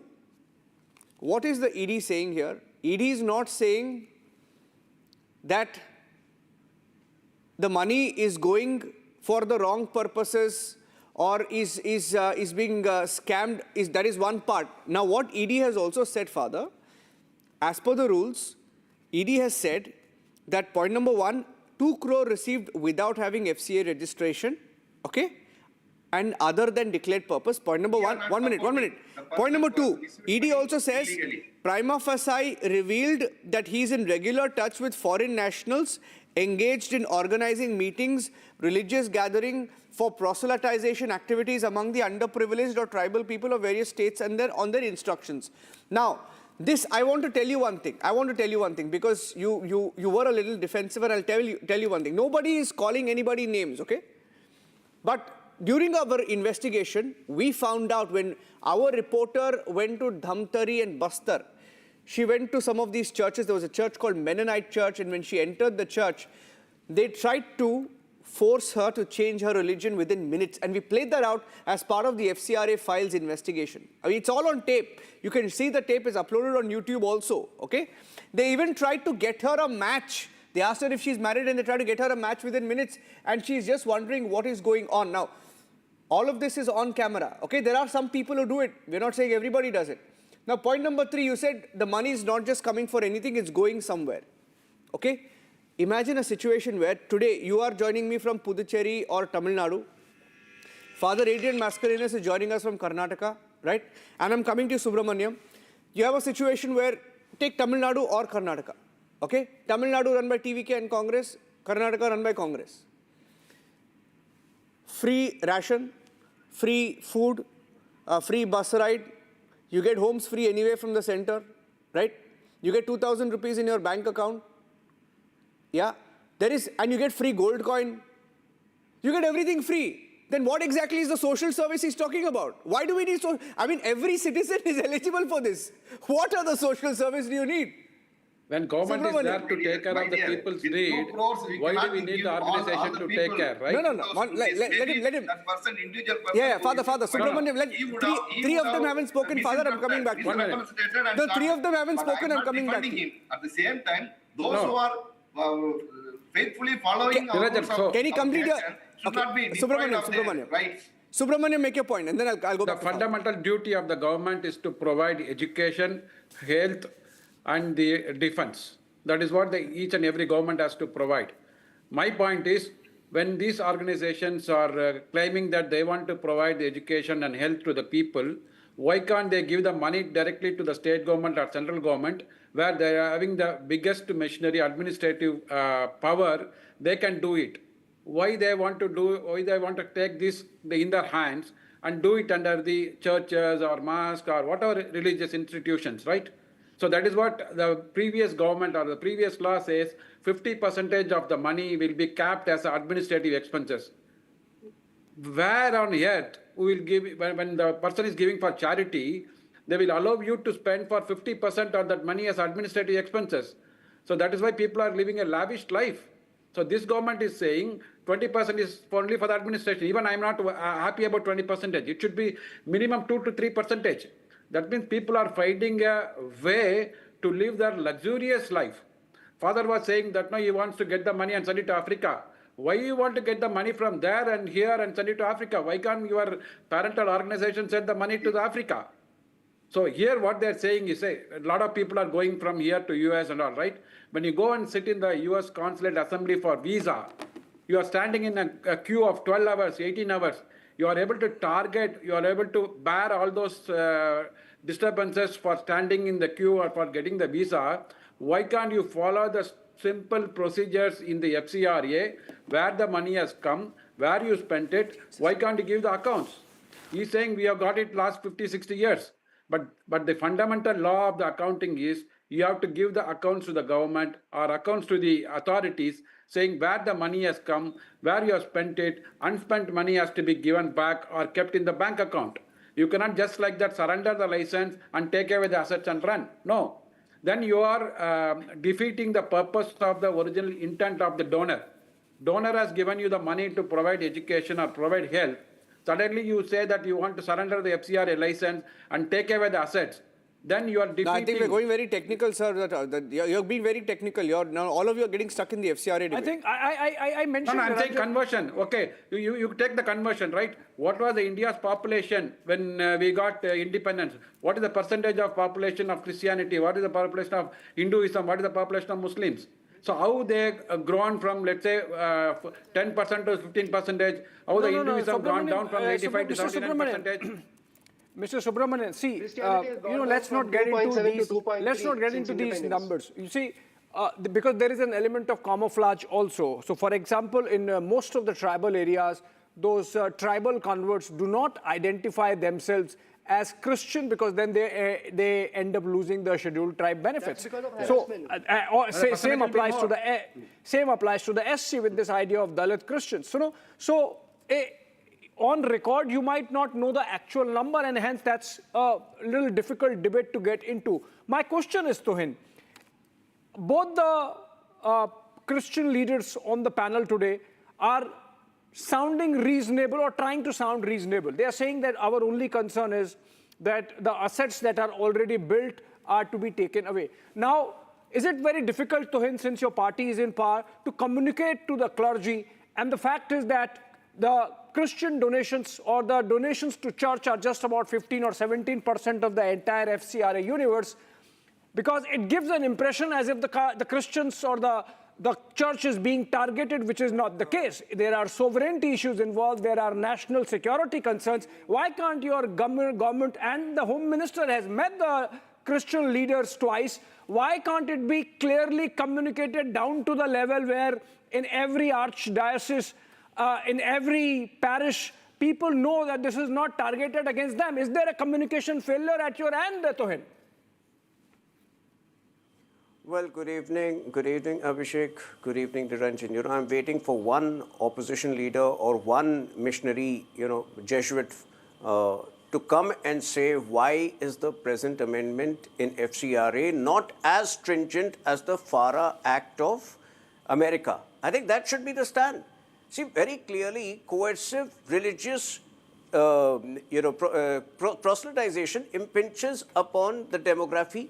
Demography distortion directly impinges upon national security. It's a threat which we are all aware of.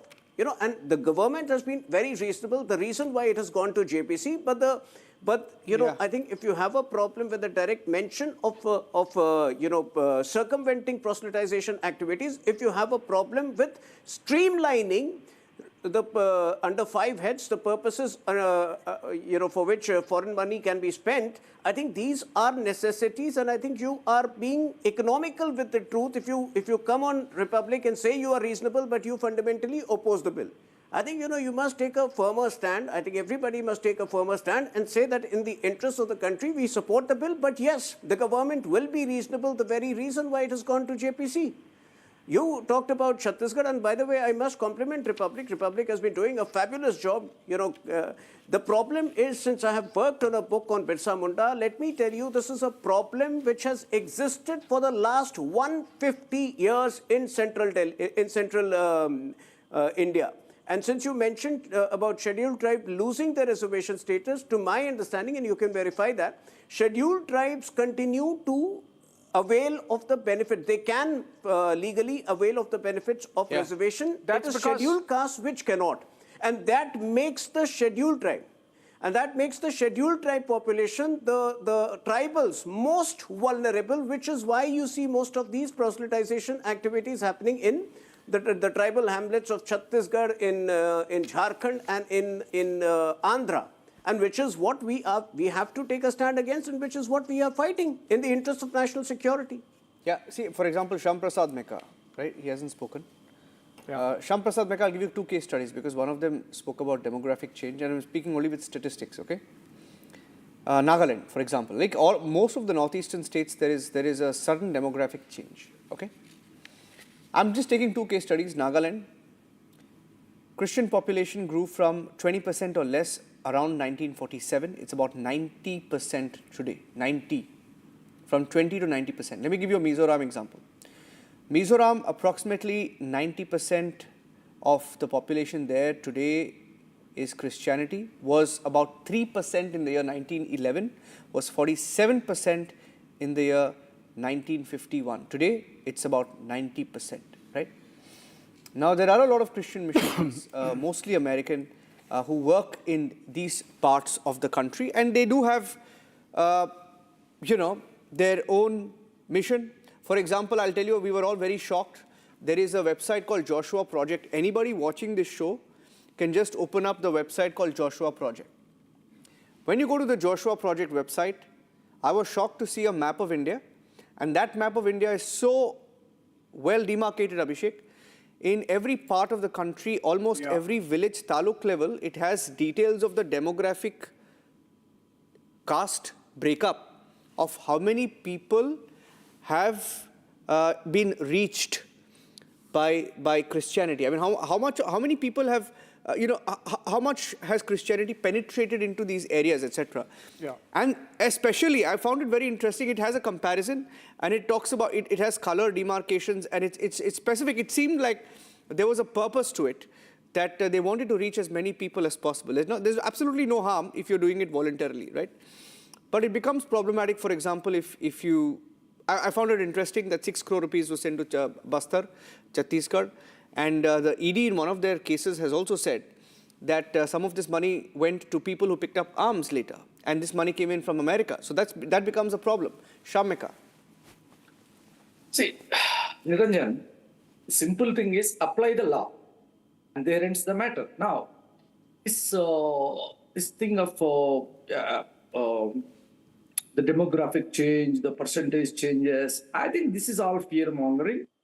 We don't need to get it. Apply the law, punish if there is coercive or Can I ask a question or some sort of a incentivization or any other illegal practices involved in conversion. Otherwise, if voluntarily somebody want to convert to some other religion, I think I am not worried personally. I have no problem. And second, what we need to understand is, first of all, how do you ascertain whether somebody belongs to which religion? Unless they state their religion, right? How do you ascertain? What is the whom do you call a Hindu? Whom do you call a Christian? Whom do you call a Muslim? Unless they tell you what they are. So is there a criteria? I'm curious. I don't know. That's why I'm asking. Can I ask a question to Mr. Mecca? Yeah. Yes, you can. Please ask him.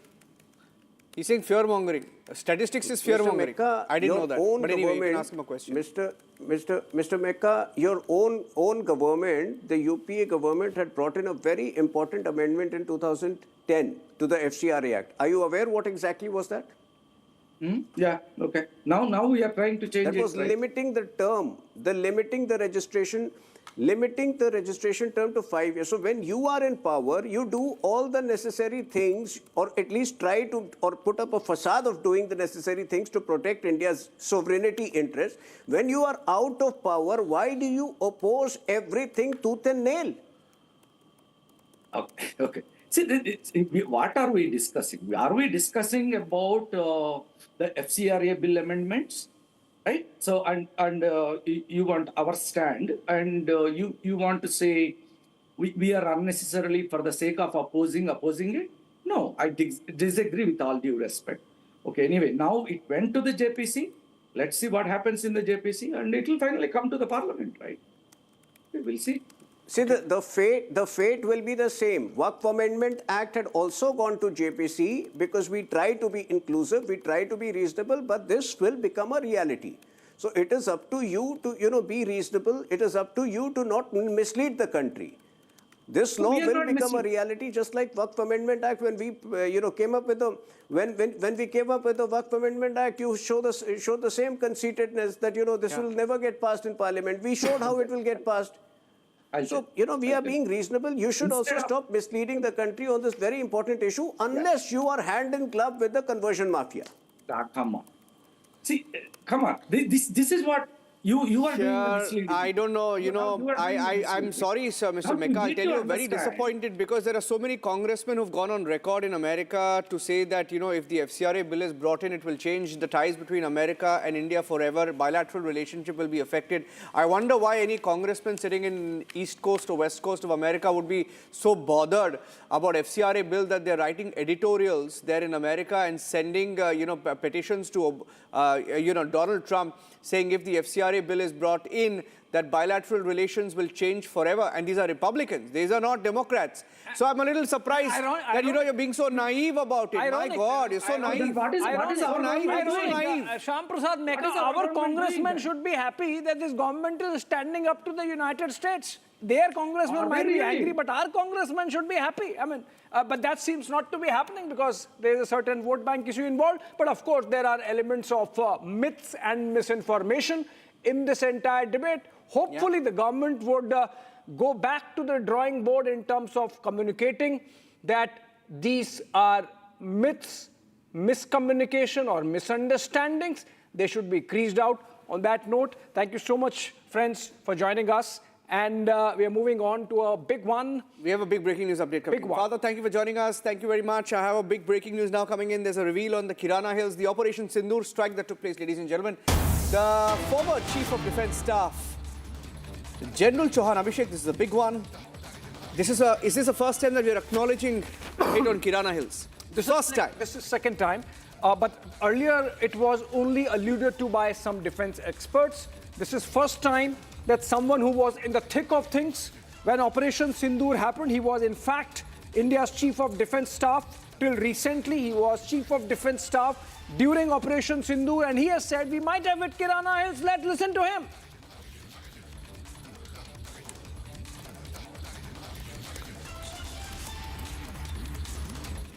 I think a couple of principles which we thought in this escalation matrix, which laid for ourselves, was that the last strike or the winning note will be always delivered. There was a small episode about what I think Air Marshal Bharti was asked, that Kirana Hills episode.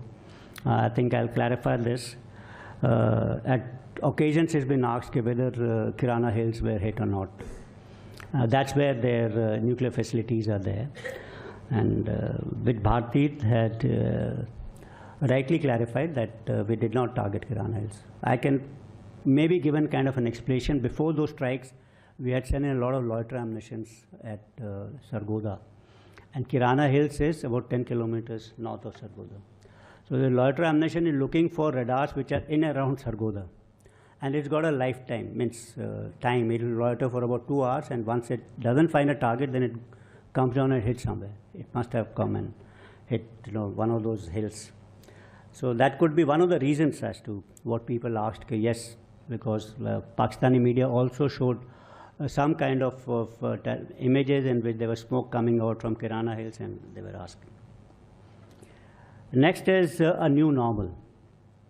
You heard about this new normal, which the Prime Minister has said that, there'll be talks and terror will not go together, blood and water will not flow together, will not tolerate cross-border terrorism, and will make no distinction between perpetrators and their handlers, and then will not be blackmailed or by nuclear blackmail. Okay, so General K.K. Sinha is joining us live, and Rakshita is also joining us live. Rakshita, first time that we've acknowledged sending loitering, munitions to Sargodha and Kirana Hills.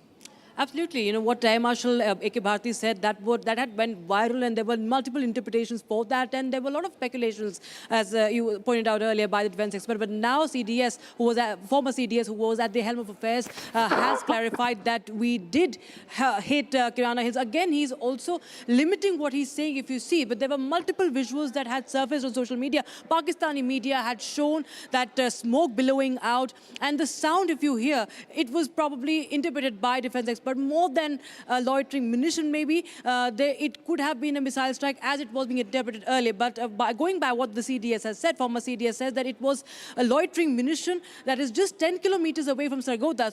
So they were actually first targeting Skardu.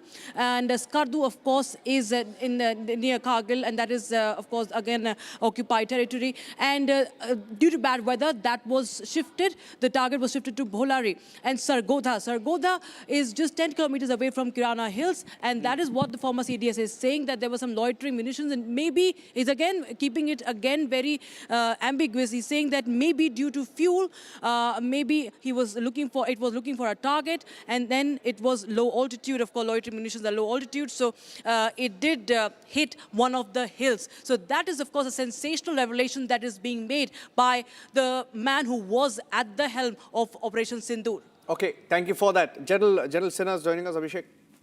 General Sinha, Group Captain Augustine Vinod is also joining us. I remember speaking about this last year. We spoke about Kirana Hills in detail. Group Captain Augustine Vinod, if I can quickly get your word in on this, because we discussed it. What happens at Kirana Hills? Who controls Kirana Hills? This is a big one. The fact that it's come from the former Chief of Defence Staff. Absolutely. Niranjan, I am unable to, I'm going by what he's saying, but I am unable to stomach the fact that it didn't have fuel and it exactly went and hit Kirana Hills, which is a mathematical possibility of such a thing happening is, I don't know, 1 in what million. That's said. Maybe it is true because he is at the helm and he knows the fact. And post Kirana Hills, I remember discussing with you, a few aeroplanes flew from place A with those boric powder and all that. So what happened at Kirana Hills, whether the target that we are talking about got hit or not, did it, hurriedly force Pakistanis to quickly come up and say, please, let's stop it and, truce. All those things are unanswered question, and I want it to remain unanswered for two reasons, Niranjan. A, Op Sindoor is a still ongoing operation. So I must tell this to all viewers, Republic viewers. It is still an ongoing operation. It is not yet called off. That is point number one. Point number two is, based on what we see on the screen, and best guess is what we are permitted to do, and nothing beyond that. 2. 3, people who are privy to information like General is, and what he says, we need to accept it as, at the moment, a gospel truth. And fourth, and most importantly, did it happen as he says it has happened, also has two forks to it. So those two folks, we have offline discussed, Niranjan. We are not at liberty to discuss it in the open forum. That said, whatever has happened for good, because what we wanted Pakistanis to do, that is, घुटने take देने का अब जो काम है, वो ये जो explosion, what you're seeing on the screen, has done it. Yeah. So that aspect, so whatever has happened for good.